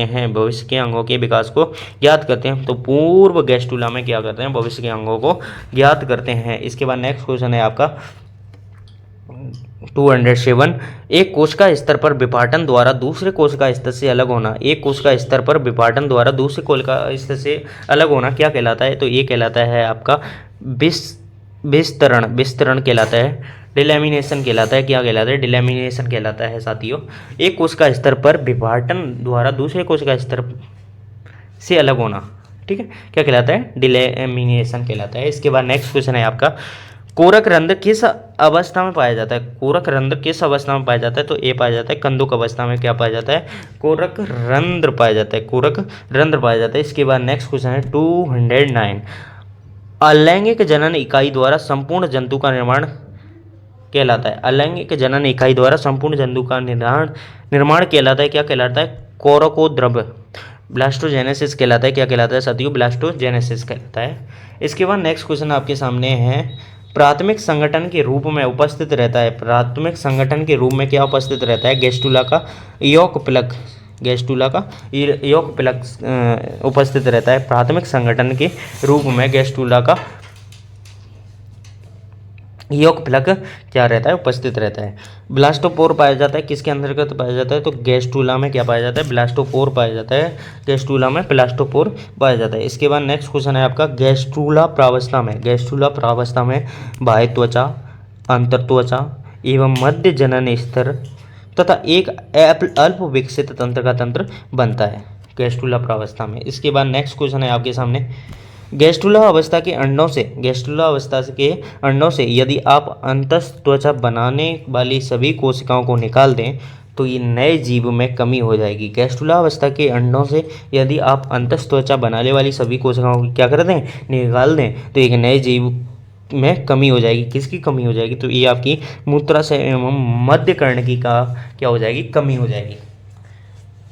ठीक है साथियों, एक और नेक्स्ट क्वेश्चन की बात करते हैं। अंडे से गैस्ट्रुला अवस्था में एंडोडर्म निर्माण करने वाली कोशिकाओं को हटा दिया जाए तो बनने वाले जीव में किसका अभाव होगा, किसका अभाव होगा। अंडे में गैस्ट्रुला अवस्था में एंडोडर्म निर्माण करने वाली कोशिकाओं को हटा दिया जाए, कौन सा निर्माण करने वाली, एंडोडर्म निर्माण करने वाली कोशिकाओं को हटा दिया जाए तो बनने वाली जीव में किसका अभाव होता है, तो बेसरल अंग का अभाव होगा। किसका अभाव होगा साथियों, बेसरल अंग का अभाव होगा। इसके बाद नेक्स्ट क्वेश्चन की बात करेंगे, आर्कियंट्रॉन बनती है तो ये बनती है आपकी शुरुआती गैस्ट्रुला में। इसके बाद बात करेंगे नेक्स्ट क्वेश्चन की, 216 नंबर क्वेश्चन है, ब्लास्टोफोर भविष्य में क्या बनाता है, तो इसका ये बनाता है ब्लास्टोफोर एनस यानी गुदा बनाता है। देखिए साथियों, आपको शेयर करना बहुत ज़रूरी है ताकि आपके साथियों की भी हेल्प हो जाए। आपको कोई भी सीरीज़ खरीदने की, सॉल्व पेपर खरीदने की आवश्यकता नहीं है। अगर आपने प्रीवियस ईयर के पेपर और ये टेस्ट सीरीज ज्वाइन कर ली तो आपको कोई प्रीवियस ईयर के पेपर की खरीदने की आवश्यकता नहीं है और आप बुक्स से पढ़ सकते हैं। इसके बाद नेक्स्ट क्वेश्चन है, कंदुकन की सबसे उत्तम परिभाषा हो सकती है, तो कोश की गति द्वारा उसका निर्धारित स्थल तक पहुंचना। कंदुकन की सबसे उत्तम परिभाषा कोश की गति द्वारा उसका निर्धारित स्थल तक पहुंचना कंदुकन की उत्तम परिभाषा है। इसके बाद नेक्स्ट क्वेश्चन आपका साथियों, नेक्स्ट क्वेश्चन, तीन जनन स्तरों का विभेदीकरण होता है तो गैस्ट्रुला में होता है। तीन जनन स्तरों का विभेदीकरण किसके अंतर्गत होता है, गैस्ट्रुला के अंतर्गत होता है। अधांत्र बनना शुरू हो जाता है तो ये आपकी प्रारंभिक गैस्ट्रुला में अधांत्र बनना शुरू हो जाता है। प्रारंभिक गैस्ट्रुला में क्या बनना शुरू होता है, अधांत्र बनना शुरू हो जाता है किसमें, प्रारंभिक गैस्ट्रुला में। इसके बाद नेक्स्ट करेंगे, समान जुड़वा बच्चे कब पैदा होते हैं, तो ये समान जुड़वा बच्चे जब एक निषेचित अंडाणु का दो कोरक खंडों में विभाजित हो तो दोनों पृथक हो, तो जब क्या हो, जुड़वा बच्चे, जॉइंट चिल्ड्रन पैदा हो जाएंगे। इसके बाद नेक्स्ट क्वेश्चन की बात करेंगे, मेढक में कंदुकन पूर्ण होता है। मेढक में कंदुकन कहाँ पूर्ण होता है, एपिबोली एवं इम्बोली द्वारा क्या होता है, मेढक में कंदुकन पूर्ण होता है। एपिबोली तथा इम्बोली द्वारा मेढक में कंदुकन पूर्ण होता है। इसके बाद नेक्स्ट क्वेश्चन की बात करेंगे, 8 नंबर टॉपिक से आने वाले वेरी वेरी इंपॉर्टेंट क्वेश्चनों की बात करें तो 8 नंबर टॉपिक का नाम है रिप्रोडक्टिव बायोलॉजी, जननीय जीव विज्ञान। ठीक है, इसके में बनने वाले क्वेश्चनों की बात करेंगे तो पहला क्वेश्चन है आपका, शशक में एपिडिडाइमिस बना होता है, तो ये किसका बना होता है, तो ये बना होता है केपट, कॉर्पस और कॉन्डा क्षेत्रों का बना होता है। शशक में एपिडिडाइमिस बना होता है किसका, केपट, कॉर्पस एवं कॉन्ड्रा क्षेत्रों का बना होता है। इसके बाद कार्पस ल्यूटियम उपस्थित होता है। ये कार्पस ल्यूटियम अंडाशय में उपस्थित होता है। कार्पस ल्यूटियम कहाँ उपस्थित होता है बच्चे, अंडाशय में उपस्थित होता है कार्पस ल्यूटियम। इसके बाद बात करेंगे नेक्स्ट क्वेश्चन की। नेक्स्ट क्वेश्चन, मादा शशक में बाथ्रोलियन ग्रंथि खोलती है, तो ये ग्रंथि कहाँ खोलती है, वेस्टिब्यूल और योनि में एक लुब्रिकेंट छोड़ती है। वेस्टिब्यूल और योनि में एक क्या छोड़ती है, लुब्रिकेंट। मादा शशक में बाथ्रोलियन ग्रंथि खुलती है, तो ये खुलती है तो वेस्टिब्यूल में और योनि में एक लुब्रिकेंट छोड़ती है। इसके बाद बात करेंगे नेक्स्ट क्वेश्चन की। नेक्स्ट क्वेश्चन आपके सामने, अंडोत्सर्ग के पश्चात फोटिका यानी ग्राफियन फॉलिकल किस हार्मोन के प्रभाव से कार्पस ल्यूटियम में बदल जाता है, तो ये LH यानी ल्यूटिलाइजिंग हार्मोन के द्वारा क्या होता है, बदल जाता है। यानी दोबारा क्वेश्चन को पढ़ सकते हैं। अंडोत्सर्ग के पश्चात पुटिका यानी ग्राफियन फोलिकल किस हार्मोन के प्रभाव में कॉर्पस ल्यूटियम में बदल जाता है? तो ये LH हार्मोन के L हार्मोन के ल्यूटिलाइजिंग हार्मोन। इसके बाद नेक्स्ट क्वेश्चन है, मध्य चक्र की कौन सी अवस्था कामोन्माद हीट की होती है? कामोन्माद की होती है। मध्य चक्र की कौन सी अवस्था हीट की होती है? तो ये आपकी अवस्था होती है ओस्ट्रस एस्ट्रस। ठीक है, D option is the correct answer. इसके बाद बात करेंगे नेक्स्ट क्वेश्चन की। नेक्स्ट क्वेश्चन है, वृषण उदरी होते हैं, वृषण उदरी होते हैं हाथी में। उदरीय वृषण की बात करें तो किस में होते हैं? हाथी में होते हैं। वृषण उदरी होते हैं हाथी के अंतर्गत होते हैं। इसके बाद बात करेंगे नेक्स्ट क्वेश्चन की। तो नेक्स्ट क्वेश्चन आपके सामने है, प्रोजेस्टेरॉन की उत्पत्ति असफल हो जाती है। प्रोजेस्टेरॉन की उत्पत्ति असफल हो जाती है, तो ये रजोधर्म में असफल हो जाती है। किसमें? प्रोजेस्टेरॉन की उत्पत्ति असफल हो जाती है रजोधर्म में। इसके बाद सर्टोली कोशिकाएं होती हैं, किस प्रकार की होती हैं? तो सेमनीफेरस ट्यूबुल्स में होती हैं। सर्टोली कोशिकाएं कहाँ उपस्थित होती हैं? सेमनीफेरस ट्यूबुल्स में होती हैं, ट्यूब्यूल्स में होती हैं। इसके बाद नेक्स्ट क्वेश्चन है, मादा यानी मानव में जन्म के समय 20 लाख अंडे होते हैं। पूर्ण जनन अवधि में इनमें से लगभग कितने परिपक्व होते हैं? तो ये 500 अंडे होते हैं। अगर 20 लाख अंडे हैं तो परिपक्व कितने होंगे? तो ये 500 अंडे होंगे। कितने होंगे साथियों? 500 अंडे होते हैं। इसके बाद बात करेंगे नेक्स्ट क्वेश्चन की, मध्य चक्र किसकी विशिष्टता होती है? मध्य चक्र किसकी विशिष्टता होती है? तो ये विशिष्टता होती है प्राइमेटों को छोड़कर शेष स्तनीय मादाओं की विशिष्टता होती है। प्राइमेट को छोड़कर शेष स्तनीय मादाओं की क्या होती है? विशिष्टता होती है। इसके बाद बात करेंगे नेक्स्ट क्वेश्चन की, प्रोजेस्टेरॉन किस आर्द्रव अवस्था में रुधिर में अनुपस्थित होता है तथा एस्ट्रोजन स्तर उच्च रहता है? तो इसका राइट आंसर हो जाएगा पूर्व अंडोत्सर्गीय अवस्था, पूर्व अंडोत्सर्गीय अवस्था। इसके बाद नेक्स्ट क्वेश्चन की बात करें, मनुष्य में मध्य नलिका जहाँ गर्भाशय स्वतंत्र रूप से खुलता है कहलाती है? तो योनि कहलाती है। मनुष्य में मध्य नलिका जहाँ गर्भाशय स्वतंत्र रूप से खुलता है तो वो क्या होती है? योनि कहलाती है। जैसे आप देख सकते हैं ये गर्भाशय ये खुल रहा है, तो ये कहाँ खुल रहा है? योनि मार्ग में खुल रहा है। इसके बाद नेक्स्ट क्वेश्चन की बात करेंगे। नेक्स्ट क्वेश्चन आपके सामने होकर आया है, मनुष्य के शुक्राणु सर्वप्रथम देखे थे, मनुष्य के शुक्राणु सर्वप्रथम किस साइंटिस्ट ने देखे थे? तो ये देखे थे ल्यूवेन हॉक नामक साइंटिस्ट ने। इसके बाद बात करेंगे, एंडोमेट्रियम पाई जाती है, एंडोमेट्रियम पाई जाती है तो गर्भाशय में पाई जाती है। गर्भाशय में मिलती है एंडोमेट्रियम, किस कहाँ मिलती है? गर्भाशय में मिलती है। इसके बाद बात करेंगे, फेलोपियन नलिका का अंडाशय से निकटस्थ भाग होता है। फेलोपियन नलिका का अंडाशय से निकटस्थ भाग होता है, तो निकटस्थ भाग कौन सा होता है? गर्भाशय ग्रीवा होता है। कौन सा होता है? गर्भाशय ग्रीवा होता है। इसके बाद नेक्स्ट क्वेश्चन की बात करें तो नरलिंग हार्मोन स्रावित करने वाली ग्रंथि है, नरलिंग हार्मोन स्रावित करने वाली ग्रंथि होती है वृषण।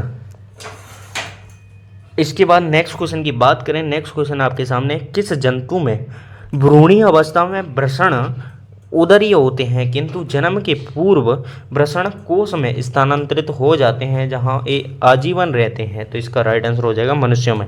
इसके बाद काउपर ग्रंथि, काउपर ग्लैंड विद्यमान होती है, किसके अंदर विद्यमान होती है? तो शशक में, शशक में क्या होती है? काउपर ग्रंथि होती है। कौन सी ग्रंथि होती है? काउपर ग्रंथि। काउपर ग्रंथि का स्राव क्या कार्य करता है? काउपर ग्रंथि का स्राव क्या कार्य करता है? तो अम्लीयता का उदासीनीकरण करता है। अम्लीयता का क्या करता है? उदासीनीकरण करता है। परिपक्व ग्राफी पुटक में रक्त वाहिनियां भेदती हैं, परिपक्व ग्राफी पुटक में रक्त वाहिनियां भेदती हैं तो केवल आंतर प्रावरक को, आंतरिक प्रावरक को। इसके बाद नेक्स्ट क्वेश्चन की बात करेंगे, सस्टेंडेकुलर, सस्टेंडेकुलर सर्टोली कोशिकाएं पाई जाती हैं, कहाँ पाई जाती हैं? तो ये पाई जाती हैं स्तनियों के वृषणों में, स्तनियों के वृषणों में। इसके बाद नेक्स्ट क्वेश्चन की बात करेंगे, पुरुष की प्रोस्टेट ग्रंथि का प्रतिरोध मादा में क्या है? तो इसका इनमें से कोई नहीं, यानी बर्थोलेन भी नहीं है, भागशिशन भी नहीं है, गर्भाशय नहीं है, इनमें से कोई नहीं, इसका राइट आंसर हो जाएगा। इसके बाद नेक्स्ट क्वेश्चन की बात करते हैं। नेक्स्ट क्वेश्चन आपके सामने है, शुक्राणु एवं अंडाणु के केंद्र के संलयन की प्रक्रिया को कहते हैं, शुक्राणु एवं अंडाणु के संलयन की प्रक्रिया को कहते हैं तो कैरियोगेमी कहते हैं। क्या कहते हैं साथियों? शुक्राणु और अंडाणु के केंद्र के संलयन की क्रिया को कैरियोगेमी कहते हैं, यानी दोनों के कैरियोन मिल रहा है तो कैरियोगेमी कहलाएगी। इसके बाद नेक्स्ट क्वेश्चन की बात करेंगे, शुक्राणु बीज के समान है व अंडाणु मिट्टी के समान है। विचार प्रस्तुत किया था, किसने कहा था? हाइसोइकर द्वारा। यानी शुक्राणु बीज के समान है, अंडाणु मिट्टी के समान है, तो ये किसने कहा था? हाइसोइकर के द्वारा कहा गया था। मादा के गर्भाशय के समजात अंग नर में होता है। मादा के गर्भाशय के समजात अंग नर में होता है, तो ये शुक्राशय होता है। मादा के गर्भाशय के समजात अंग नर में कौन सा होता है? शुक्राशय होता है। इसके बाद नेक्स्ट क्वेश्चन की बात करेंगे। नेक्स्ट क्वेश्चन आपके सामने कौन सा पेश हो रहा है, देखते हैं। नर तथा मादा दोनों ही लिंगों में सहायक लिंग ग्रंथियां पाई जाती हैं। ये ग्रंथियां सहायता करती हैं, मैथुन की प्रक्रिया में सहायता करती हैं। नर व मादा दोनों की लिंगों में सहायक लिंग ग्रंथियां किसकी सहायता? मैथुन की प्रक्रिया में क्या करती हैं? सहायता करती हैं। इसके बाद बात करेंगे नेक्स्ट क्वेश्चन की। शुक्र वाहिनियां पहली होती हैं। तो वृषण पालिकाओं से वृषण जालिका तक पहली होती हैं। इसके बाद नेक्स्ट क्वेश्चन की बात करेंगे। नेक्स्ट क्वेश्चन, स्तनधारियों के अंडाशय का कौन सा भाग अंडोत्सर्ग के पश्चात अंतःस्रावी ग्रंथि की तरह कार्य करने लगता है? स्तनधारियों के अंडाशय के कौन सा भाग अंडोत्सर्ग के पश्चात अंतःस्रावी ग्रंथि की तरह कार्य करने लगता है? तो इसका राइट आंसर हो जाएगा आपका ग्राफियन पुटिका। क्या हो जाएगा? ग्राफियन पुटिका। इसके बाद नेक्स्ट क्वेश्चन की बात करेंगे। स्पर्मेटोगोनिया के बीच में होती है। स्पर्मेटोगोनिया के बीच में लीडिंग कोशिकाएं पाई जाती हैं। क्या कोशिकाएं? कौन सी कोशिकाएं पाई जाती हैं? लीडिंग कोशिकाएं पाई जाती हैं। इसके बाद नेक्स्ट क्वेश्चन की बात करेंगे। नेक्स्ट क्वेश्चन, सामान्य वयस्क की स्थिति में रजोधर्म चक्र होता है, तो ये 28 दिनों का होता है। कितने दिनों का होता है साथियों? 28 दिनों का होता है। कितने दिनों का होता है साथियों? 28 दिनों का होता है। इसके बाद नेक्स्ट क्वेश्चन की बात करेंगे। नेक्स्ट क्वेश्चन, मनुष्य में बल्बोयूरिथ्रल ग्रंथि किस ग्रंथि का दूसरा नाम है? बल्बोयूरिथ्रल ग्रंथि किस ग्रंथि का दूसरा नाम है? तो ये आपका काउपर ग्रंथि का दूसरा नाम है। इसके बाद शशक में सिसन होती है। तो शशक में सिसन किस टाइप की होती है? तो ये टाइप की होती है वेस्कुलर प्रकार का। इसके बाद नेक्स्ट क्वेश्चन की बात करेंगे। मादा लिंग हार्मोन को कहते हैं, एस्ट्रोजन कहते हैं। क्या कहते हैं? एस्ट्रोजन कहते हैं। एस्ट्रोजन, मादा लिंग हार्मोन का नाम है एस्ट्रोजन। क्या नाम है भाई? एस्ट्रोजन नाम है। रजोधर्म कौन से दिन होता है भाई? ये होता है 28वें दिन। कौन से दिन होता है भाई? 28वें दिन होता है। इसके बाद नेक्स्ट क्वेश्चन है, लीडिंग कोशिकाओं की स्थिति एवं उनके द्वारा स्रावित रस होते हैं। लीडिंग कोशिकाओं की स्थिति तथा एवं उनके द्वारा स्रावित रस होते हैं, तो ये वृषण एवं टेस्टोस्टेरोन होते हैं। इसके बाद पॉलीएस्ट्रल स्तनी होती है। तो ये होती है ये सभी में, यानी शशक में, बिल्ली में, मनुष्य में। इसके बाद नेक्स्ट क्वेश्चन की बात करेंगे। नेक्स्ट क्वेश्चन, निम्नलिखित में से कौन सी ग्रंथि मादा में नर की काउपर्स ग्रंथि के समान कार्य करती है? निम्नलिखित में से कौन सी ग्रंथि मादा में नर की काउपर्स ग्रंथि के समान कार्य करती है? तो ये है बर्तोलिन की ग्रंथि। एक किसकी? नर की काउपर्स ग्रंथि के समान क्या करती है? कार्य करती है। महिलाओं में आत्रव चक्र यानी एमसी की वह प्रावस्था जो 7-8 दिन तक चलती है कहलाती है, क्या कहलाती है बच्चों? अंडोत्सर्ग प्रावस्था कहलाती है। इसके बाद बात करेंगे नेक्स्ट क्वेश्चन की। नेक्स्ट क्वेश्चन आपके सामने है, शशक में वृषण स्क्रोटल कोष में लटकते हैं, तो इसका जन्म के समय लटकते हैं। इसके बाद बात करेंगे नेक्स्ट क्वेश्चन की, स्त्रियों में मासिक चक्र के कौन से दिन अंडोत्सर्ग होता है? स्त्रियों में मासिक चक्र के कौन से दिन अंडोत्सर्ग होता है? तो ये आपका अंडोत्सर्ग 14वें दिन होता है। इसके बाद बात करेंगे नेक्स्ट क्वेश्चन की, प्राकृतिक एनएसए जनन पाया जाता है मधुमक्खी में पाया जाता है। किस में पाया जाता है साथियों? मधुमक्खी के अंतर्गत पाया जाता है। इसके बाद बात करेंगे गैमेटोजेनेसिस एवं फर्टिलाइजेशन, युग्मक जनन एवं निषेचन में बनने वाले महत्वपूर्ण क्वेश्चनों की बात करेंगे। तो साथियों, इनसे बनने वाले महत्वपूर्ण क्वेश्चन कौन कौन से हैं? तो मेढक की प्राथमिक शुक्र कोशिकाओं में गुणसूत्रों की संख्या होती है। मेढक की प्राथमिक शुक्र कोशिकाओं में गुणसूत्रों की संख्या स्पर्मेटोगोनिया के बराबर होती है। मेढक की प्राथमिक शुक्र कोशिका में गुणसूत्रों की संख्या होती है, कितनी होती है? स्पर्मेटोगोनिया के बराबर होती है। मेढक की प्राथमिक शुक्र कोशिका में गुणसूत्रों की संख्या स्पर्मेटोगोनिया के बराबर होती है।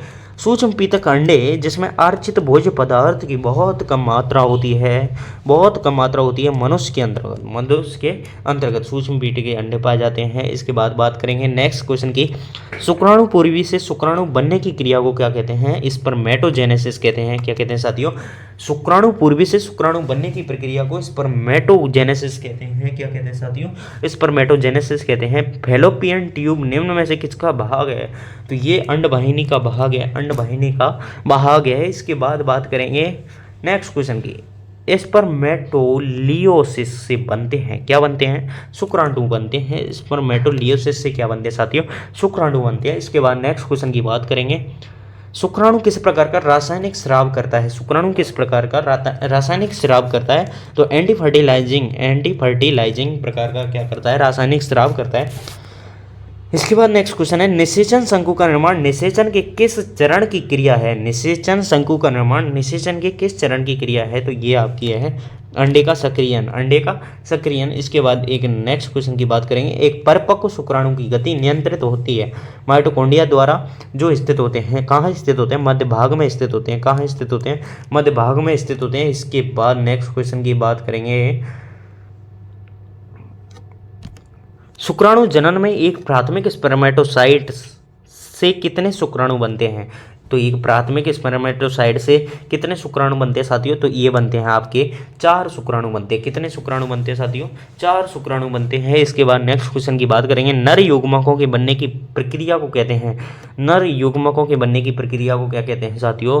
तो ये कहते हैं शुक्र जनन कहते हैं। नर युग्मकों के बनने की प्रक्रिया को क्या कहते हैं? युग्मक जनन कहते हैं। इसके बाद नेक्स्ट क्वेश्चन है, अंडाशय में अंडों के निर्माण की प्रक्रिया कहलाती है। तो ये अंड जनन कहलाती है। अंडाशय में अंडों के निर्माण की प्रक्रिया क्या कहलाती है साथियों? अंड जनन कहलाती है। इसके बाद नेक्स्ट क्वेश्चन की बात करेंगे। तो नेक्स्ट क्वेश्चन है आपका, स्पर्मियोजेनेसिस में होता है, स्पर्मियोजेनेसिस में क्या होता है साथियों? तो स्पर्मेटेड से क्या बनते हैं? शुक्राणु बनते हैं। क्या बनते हैं साथियों? तो शुक्राणु बनते हैं। इसका राइट आंसर हो जाएगा B option is the correct answer. इसके बाद बात करते हैं नेक्स्ट क्वेश्चन की।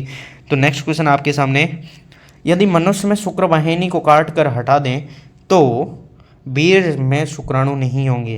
तो वीर्य में शुक्राणु नहीं होंगे। सही बात है, बिल्कुल सही बात है। यदि मेढक में अनिषेचित अंडे में एक सूक्ष्म सुई चुबाई जाए तो विभाजन प्रारंभ कर देगा। यदि मेढक में अनिषेचित अंडे में, यानी मेढक के अनिषेचित अंडे में एक सूक्ष्म सुई चुबा दी जाए तो क्या हो जाएगा? ये विभाजन प्रारंभ हो जाएगा। क्या हो जाएगा भाई? विभाजन प्रारंभ हो जाएगा। इसके बाद नेक्स्ट क्वेश्चन की बात करेंगे। एक्रोसोम का निर्माण करता है, एक्रोसोम का निर्माण कौन करता है? गोल्जी बॉडी करता है। ये तो 12th में भी था भाई। इसके बाद बात करेंगे नेक्स्ट क्वेश्चन की। नेक्स्ट क्वेश्चन कहाँ गया भाई? एक सेकंड साथियों, क्या हो गया?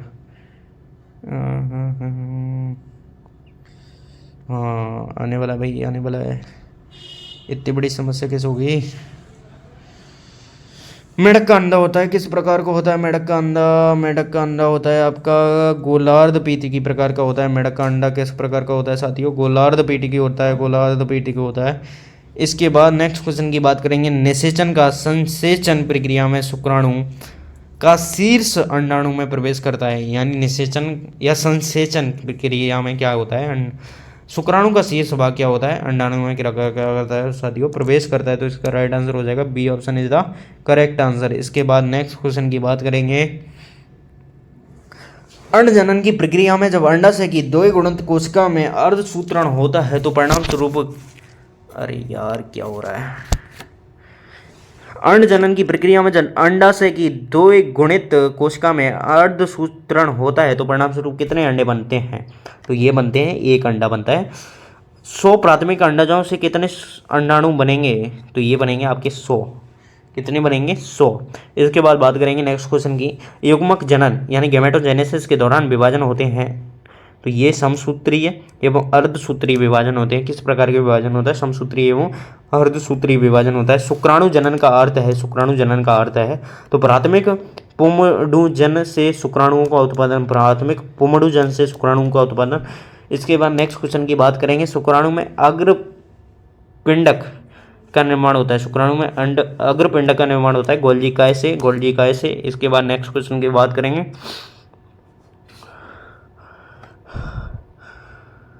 स्तनधारियों के शुक्राणु की जीवन क्षमता यानी वैलिडिटी के संबंध में निम्नलिखित में से कौन सा कथन असत्य है? तो निम्नलिखित में से कौन सा कथन असत्य है? शुक्राणु केवल 24 घंटे तक जीवित रह पाते हैं, ये असत्य है, बिल्कुल असत्य है, ये सारे राइट हैं। तो राइट आंसर देख लें, शुक्राणु की जीवन क्षमता के माध्यम में पीएच पर निर्भर करती है और यह जारी माध्यम में अधिक सक्रिय होते हैं। शुक्राणु की जीवित आयुष की गति द्वारा निर्धारित होती है। शुक्राणु के एक गाढ़े निलंबन में सांद्रित होना चाहिए। स्तनधारियों में अंड जनन की गुणन प्रावस्था होती है। स्तनधारियों में अंड जनन की गुणन प्रावस्था होती है तो प्रसव पूर्व काल में होती है। इसके बाद नेक्स्ट क्वेश्चन की बात करेंगे। अंडे मनुष्य के अंडे होते हैं किस प्रकार के होते हैं? एलेसीथल टाइप के क्या होते हैं? मनुष्य के अंडे होते हैं। ठीक है साथियों, इसके बाद आपका टॉपिक आता है नेक्स्ट 10 नंबर। देखिए अब अपरा से बनने वाले महत्वपूर्ण क्वेश्चनों की बात करते हैं। प्लेसेंटा एवं इसके टाइप्स यानी इसके प्रकार, इसकी बात करते हैं। इससे कौन कौन से इंपॉर्टेंट क्वेश्चन बनते हैं। तो पहला क्वेश्चन है, सबसे लंबा गर्भकाल किस में होता है? ये ऑप्शन दिए गए हैं, हाथी में, चिंपैंजी में, गोरिल्ला में और मनुष्य में। तो सबसे जो लंबा गर्भकाल होता है वो किसके अंतर्गत होता है? तो ये बताना है साथियों। तो किसके अंतर्गत होता है? ये होता है हाथी के अंतर्गत यानी एलिफेंट के अंतर्गत होता है। इसके बाद बात करेंगे नेक्स्ट क्वेश्चन की। मांसाहारी स्तनियों में प्लेसेंटा होता है यानी मांसाहारी स्तनियों में जो प्लेसेंटा होता है वो किस प्रकार का होता है? तो वो होता है जोनरी डेसिडुएट टाइप का होता है। इसके बाद नेक्स्ट क्वेश्चन है, खरगोश का गर्भधारण काल कितने दिन का होता है? तो खरगोश का गर्भधारण काल वो होता है 28 से 32 डेज का होता है यानी 28 से 32 दिन का होता है। इसके बाद नेक्स्ट क्वेश्चन है, अपरा किस में पाया जाता है? अपरा किस में पाया जाता है? तो सभी स्तनधारियों में क्या पाया जाता है? अपरा यानी प्लेसेंटा पाया जाता है। क्या पाया जाता है? प्लेसेंटा पाया जाता है। इसके बाद नेक्स्ट क्वेश्चन की बात करेंगे। निम्नलिखित जंतुओं में सबसे छोटा गर्भकाल होता है यानी जो ऑप्शन दिए गए हैं आपके सामने, जैसे ह्यूमन, कैट, एलिफेंट और रैट, इनमें से किस में गर्भकाल छोटा होता है? किस जंतु का गर्भकाल छोटा होता है? तो ये आपका गर्भकाल छोटा होता है आपका चूहे का यानी रैट का गर्भकाल क्या होता है? छोटा होता है।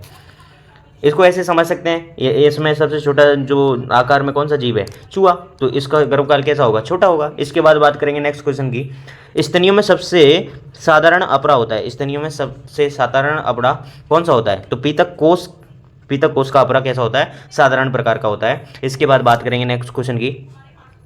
गर्भाशय की वह कौन सी सतह है जो कि अपरा बिलाई के कारण टूट जाती है? गर्भाशय की वह कौन सी सतह है जो कि अपरा बिलाई के कारण टूट जाती है? तो ये होती है एंडोथीलियम।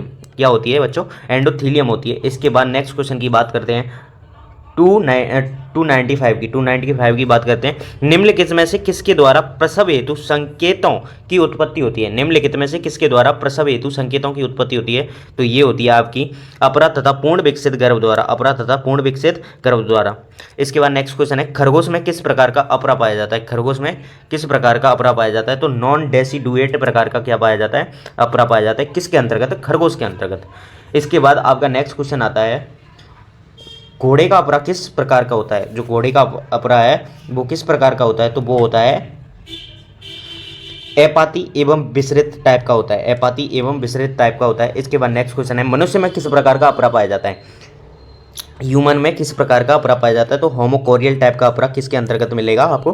ह्यूमन के अंतर्गत। इसके बाद नेक्स्ट क्वेश्चन है, निम्नलिखित में से कौन सी अस्तनी जंतु एकमात्र जरायुज होते हैं? निम्न में से कौन अस्तनी जंतु एकमात्र जरायुज होते हैं? तो इसका राइट आंसर हो जाएगा आपका सी ऑप्शन, सार्कस। इसके बाद नेक्स्ट क्वेश्चन की बात करते हैं, अपरा द्वारा स्रावित हार्मोन कौन सा है? तो अपरा द्वारा स्रावित जो हार्मोन है वो आपके सामने प्रोजेस्टेरोन, HCG, रिलैक्सिन यानी ये सभी। इसका राइट आंसर हो जाएगा D option is the correct answer. इसके बाद नेक्स्ट क्वेश्चन है, अपरा का क्या कार्य होता है? अपरा का क्या कार्य होता है? तो विकासशील भ्रूण को पोषण प्रदान करने का कार्य क्या किसका होता है? अपरा का होता है। इसके बाद नेक्स्ट क्वेश्चन आपके सामने है, यूथीरियन अपरा किससे विकसित होती है? यूथीरियन अपरा किससे विकसित होती है? तो जरायु अपरा पोषिका से। जरायु अपरा पोषिका से क्या होती है? यूथीरियन अपरा विकसित होती है। इसके बाद नेक्स्ट क्वेश्चन है, पूर्ण विकसित गर्भ तथा अपरा से उत्पन्न संकेत अंततः प्रसव को प्रेरित करते हैं, जिसके लिए आवश्यक है। तो जिसके लिए क्या आवश्यक है? मातृ पिट्यूटरी से ऑक्सीटोसिन का मोचन यानी जो मातृ पिट्यूटरी है उससे ऑक्सीटोसिन हार्मोन का क्या होना चाहिए? स्राव होना चाहिए। तो इसका राइट आंसर हो गया बी ऑप्शन। इसके बाद नेक्स्ट क्वेश्चन है आपका, प्लेसेंटा वह रचना है जिसके द्वारा प्लेसेंटा वह रचना है जिसके द्वारा गर्भ को माता से नाभि रज्जु द्वारा जोड़ता है। गर्भ को माता से नाभि रज्जु द्वारा जोड़ता है। ठीक है, इसका राइट आंसर हो जाएगा ए ऑप्शन। इसके बाद नेक्स्ट क्वेश्चन है भ्रूण। भ्रूण यानी गर्भ में स्थित बच्चे को क्या बोलते हैं? भ्रूण बोलते हैं। भ्रूण। ठीक है, इस गर्भ में स्थित बच्चे को क्या बोलते हैं? भ्रूण। तो भ्रूण का मूत्राशय कौन सा होता है? भ्रूण का मूत्राशय होता है आपका अपरा पोषिका। क्या कहलाता है? भ्रूण का मूत्राशय कहलाता है। इसके बाद नेक्स्ट क्वेश्चन है वास्तविक प्लेसेंटा होता है। तो वास्तविक प्लेसेंटा अपरा पोषिका वाला जो प्लेसेंटा है वो वास्तविक प्लेसेंटा होता है। ठीक है, इसके बाद आपका जो नेक्स्ट क्वेश्चन आता है वो आपका मिलान का है, मैचिंग का है। तो इस क्वेश्चन को देखते हैं। यानी चूहे का जो आयु गर्भावधि होती है वो कितनी होती है? ये एनिमल है वो गर्भावधि है, तो ये देखना है आपको, चूज करना है। तो देखिए आपके सामने चूहा यानी रेट की गर्भावधि कितनी होती है, ये अभी हमने क्वेश्चन में किया था। तो इसकी रेट की जो 21 दिन होती है। इसके बाद कुत्ता की बात करें तो इसका फर्स्ट का तो हो गया 21 दिन सेकंड से, और इसके बाद कुत्ता की बात करें तो 60 दिन की कुत्ता की जो आयु होती है वो कितनी होती है? 60 दिन की। एनसीईआरटी की बुक में 12th क्लास की में ये पहले ही चैप्टर में दिया हुआ है। इसके बाद कपी की बात कर लेते हैं। तो कपी की कितनी होती है? कपी की होती है 160 दिन। इसके बाद मानव की आपको पता है कि कितनी होती है? ये 280 दिन। ये पुरानी दी हुई है, अब कम हो गई है, पहले की अनुमान बताया गया है। तो इसका राइट आंसर हो जाएगा आपका C option is the correct answer. इसके बाद नेक्स्ट क्वेश्चन की बात करते हैं। अपरा निर्माण का संबंध है। अपरा निर्माण का संबंध किससे है? तो जरायुजता से किसका संबंध है? अपरा निर्माण का संबंध है। इसके बाद नेक्स्ट क्वेश्चन की ये बात करते हैं। स्तनधारियों के भ्रूण की अतिरिक्त भ्रूणीय झिल्ली किससे उत्पन्न होती है? स्तनधारियों के भ्रूण की अतिरिक्त भ्रूणीय झिल्ली किससे उत्पन्न होती है?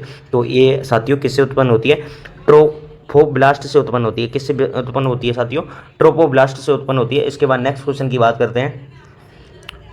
ऑपोसम में किस प्रकार का अपरा पाया जाता है? ऑपोसम में किस प्रकार का अपरा पाया जाता है? तो ऑपोसम में पीतक कोष प्रकार का अपरा पाया जाता है। इसके बाद आपके जो नियति मानचित्र एवं जनन स्तर यानी फैट मैप और जर्म लेयर से बनने वाले महत्वपूर्ण क्वेश्चनों की बात करेंगे। साथियों मैं बता दूं कि आपको कोई भी गाइड जो सॉल्व पेपर है वो लाने की जूलॉजी एंट्रेंस में कोई ज़रूरत नहीं है। आपके इसी चैनल पर सारे पेपर प्रीवियस ईयर के पेपर भी डाल दिए गए हैं और ये बुक भी आपको जल्दी से जल्दी प्रोवाइड पूरी करवा रहे हैं। देखिए भ्रूणीय परिवर्तन के समय अग्नाशय एवं यकृत किस जनन स्तर से बनते हैं? भ्रूणीय परिवर्तन के समय अग्नाशय एवं यकृत किस जनन स्तर से बनते हैं? तो ये बनते हैं आपके अंतःचरम से। किससे बनते हैं बच्चों? अंतःचरम से बनते हैं। इसके बाद नेक्स्ट क्वेश्चन की बात करते हैं। सर्वप्रथम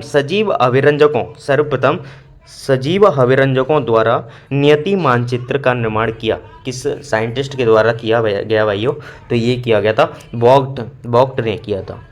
एक बार दोबारा क्वेश्चन को देख लेते हैं। सर्वप्रथम सजीव अभिरंजकों द्वारा नियति मानचित्र का निर्माण वॉक्ट ने किया था। इसके बाद आपका नेक्स्ट क्वेश्चन आता है। उल्ब एक भ्रूणीय कला है। उल्ब एक कैसी कला है? भ्रूणीय कला है जो निम्न में से एक के भ्रूण में पाई जाती है। जो निम्न में से एक के भ्रूण में पाई जाती है। तो किस में पाई जाती है? छिपकली के भ्रूण में। कौन सी? उल्ब भ्रूणीय कला किस में पाई जाती है? छिपकली के भ्रूण में पाई जाती है। इसके बाद नेक्स्ट क्वेश्चन की बात करें। निम्नलिखित में से किस एवं भ्रूणीय झिल्ली या संरचना का कार्य उत्सर्जी है? तो इसका राइट आंसर हो जाएगा बी ऑप्शन अपरा पोषिका। ठीक है, इसके बाद नेक्स्ट क्वेश्चन की बात करते हैं। अगला क्वेश्चन आपकी स्क्रीन के सामने है। तीन जनन स्तरों का निर्माण किस अवस्था में होता है? तीन जनन स्तरों का निर्माण किस अवस्था में होता है? तो ये होता है कंदुकन अवस्था में। कौन सी अवस्था में दोस्तों? कंदुकन अवस्था में। इसके बाद नेक्स्ट क्वेश्चन है। जिन प्राणियों में भ्रूण बाह्य कलाएं होती हैं उन सभी को एक समूह में रखा गया है, उस समूह का नाम है। जिन प्राणियों में भ्रूण बाह्य कलाएं होती हैं उन सभी को एक समूह में रखा गया है, उस समूह का नाम है एमियोटा। क्या नाम है बच्चों? एमियोटा। इसके बाद बात करेंगे नेक्स्ट क्वेश्चन की। भ्रूण के किस भाग से अपरा पोषिका विकसित होती है? भ्रूण के किस भाग से अपरा पोषिका विकसित होती है? तो ये होती है पक्षनाल से। किससे विकसित होती है बच्चों? पक्षनाल से विकसित होती है। इसके बाद बात करेंगे नेक्स्ट क्वेश्चन की। चूजे के परिवर्धन में उत्सर्जी पदार्थ एकत्रित होते हैं। चूहे के परिवर्धन में उत्सर्जी पदार्थ एकत्रित होते हैं, तो अपरा पोषिका में क्या होते हैं? एकत्रित होते हैं। इसके बाद नेक्स्ट क्वेश्चन है। उल्ब द्रव एमनियोटिक फ्लूइड भ्रूण को निम्न में से किस से सुरक्षा प्रदान करता है? उल्ब द्रव्य भ्रूण को निम्न में से किससे सुरक्षा प्रदान करता है? तो ये सुरक्षा धक्कों से प्रदान करता है। किससे? धक्कों से।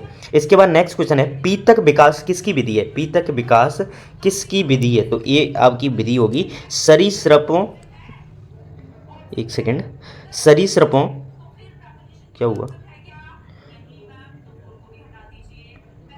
तो पीतक विकास किसकी विधि है? ये विधि है आपकी सरीसृपों तथा पक्षियों के विकास के समय योग पिंड के चारों ओर पीतक कोष झिल्ली का निर्माण। पीतक कोष झिल्ली का निर्माण।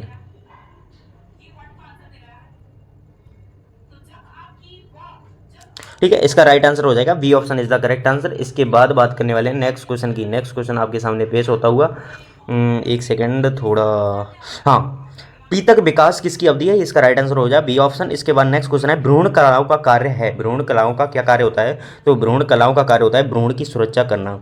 भ्रूण कलाओं का क्या कार्य होता है साथियों?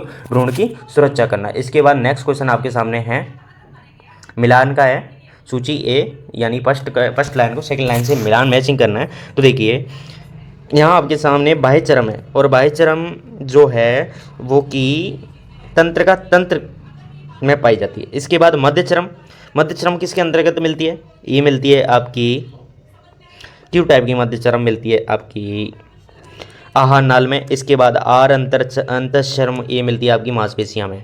तो इसका राइट आंसर हो गया बी ऑप्शन इज द, नहीं नहीं नहीं नहीं नहीं, जो कि अंतःचर्म है ये मिलती है आहार नाल में, और आपकी,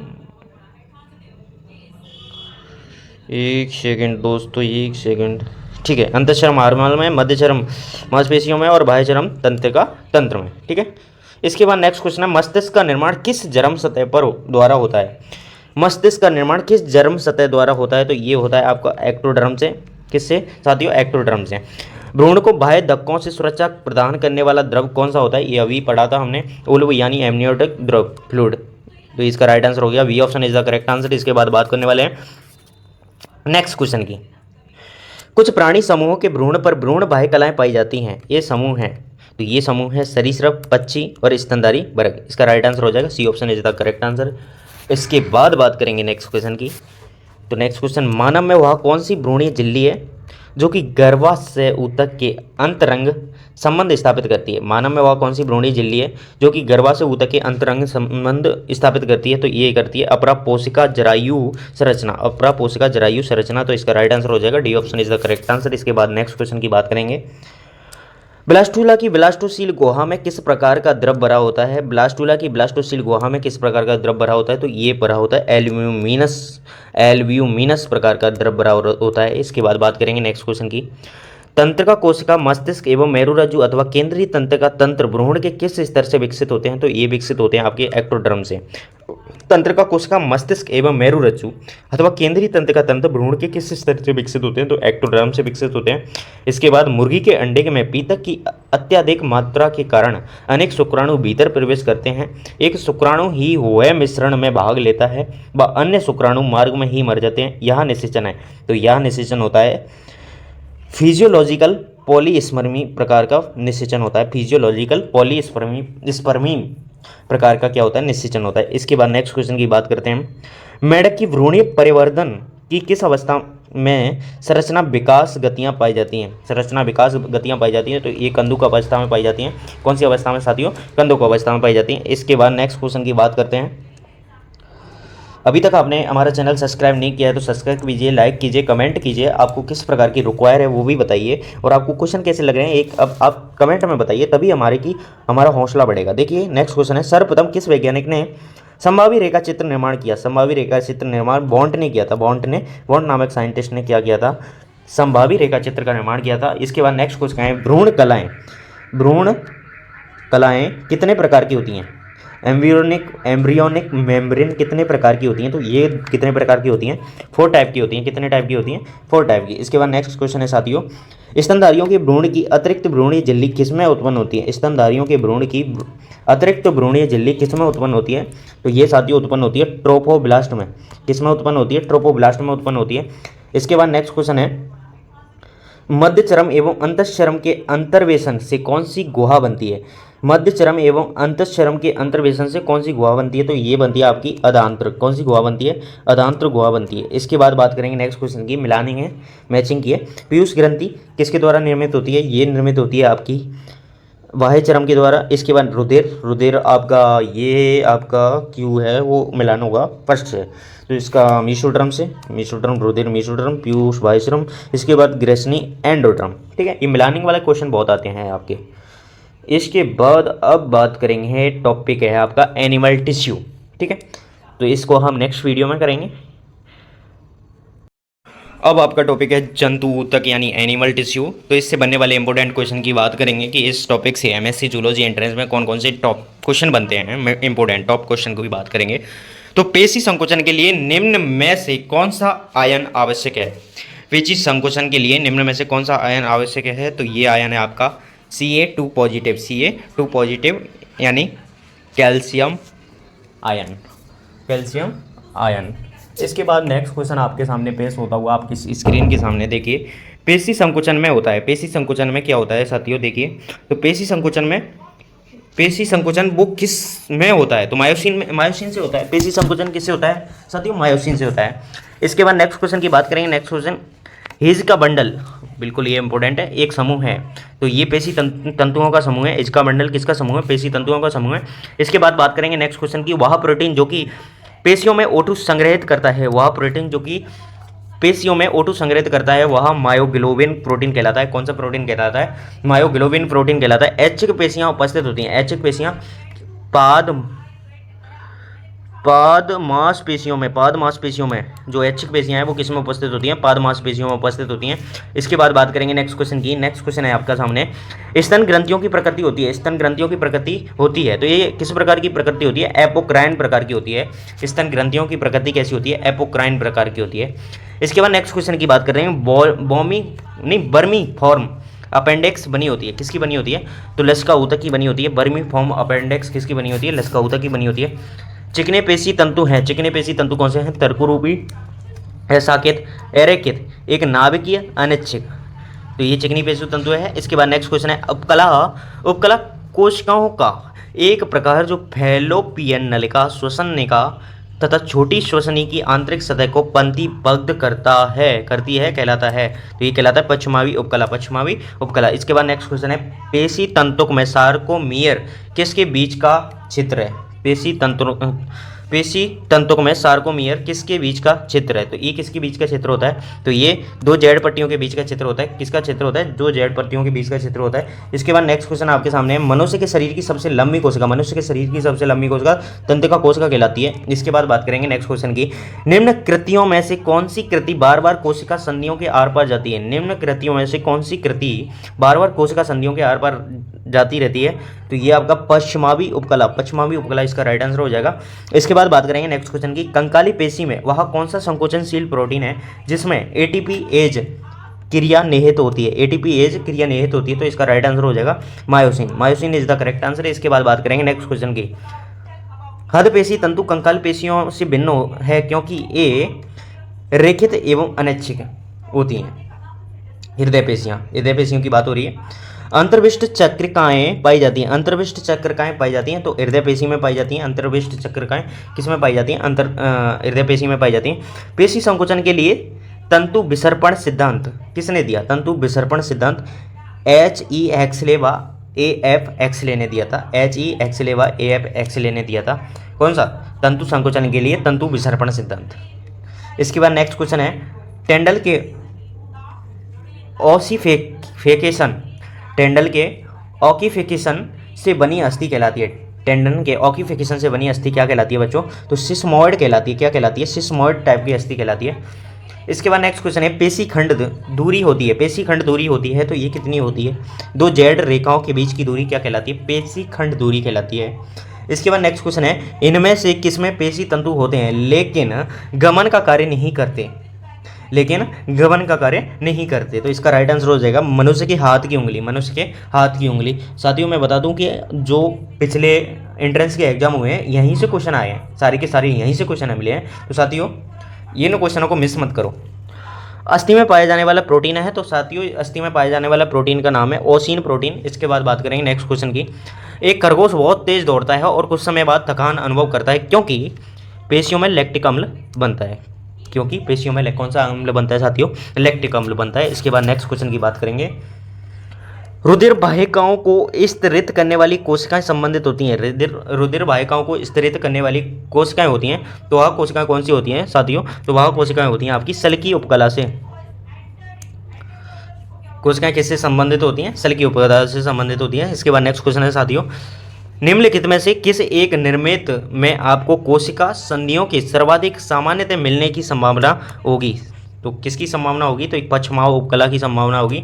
ये option is the correct answer. इसके बाद नेक्स्ट क्वेश्चन है, हाइलेन कार्टिलेज में मैट्रिक्स में होता है। हाइलेन कार्टिलेज में कॉन्ड्रिन मैट्रिक्स में होता है। इसके बाद नेक्स्ट क्वेश्चन है, पेशियों में पाया जाने वाला संग्रहित खाद्य पदार्थ। तो संग्रहित खाद्य पदार्थ ग्लाइकोजन।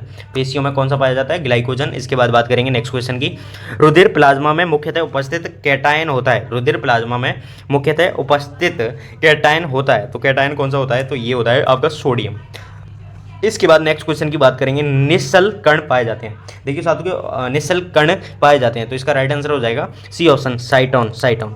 देखिए साथियों मैं आपको इतने क्वेश्चन इतनी मेहनत कर रहा हूँ आपके लिए, तो इसलिए लाइक कमेंट और शेयर आपका इतना तो बनता है कि एक व्हाट्सएप ग्रुप में शेयर तो कर दीजिएगा।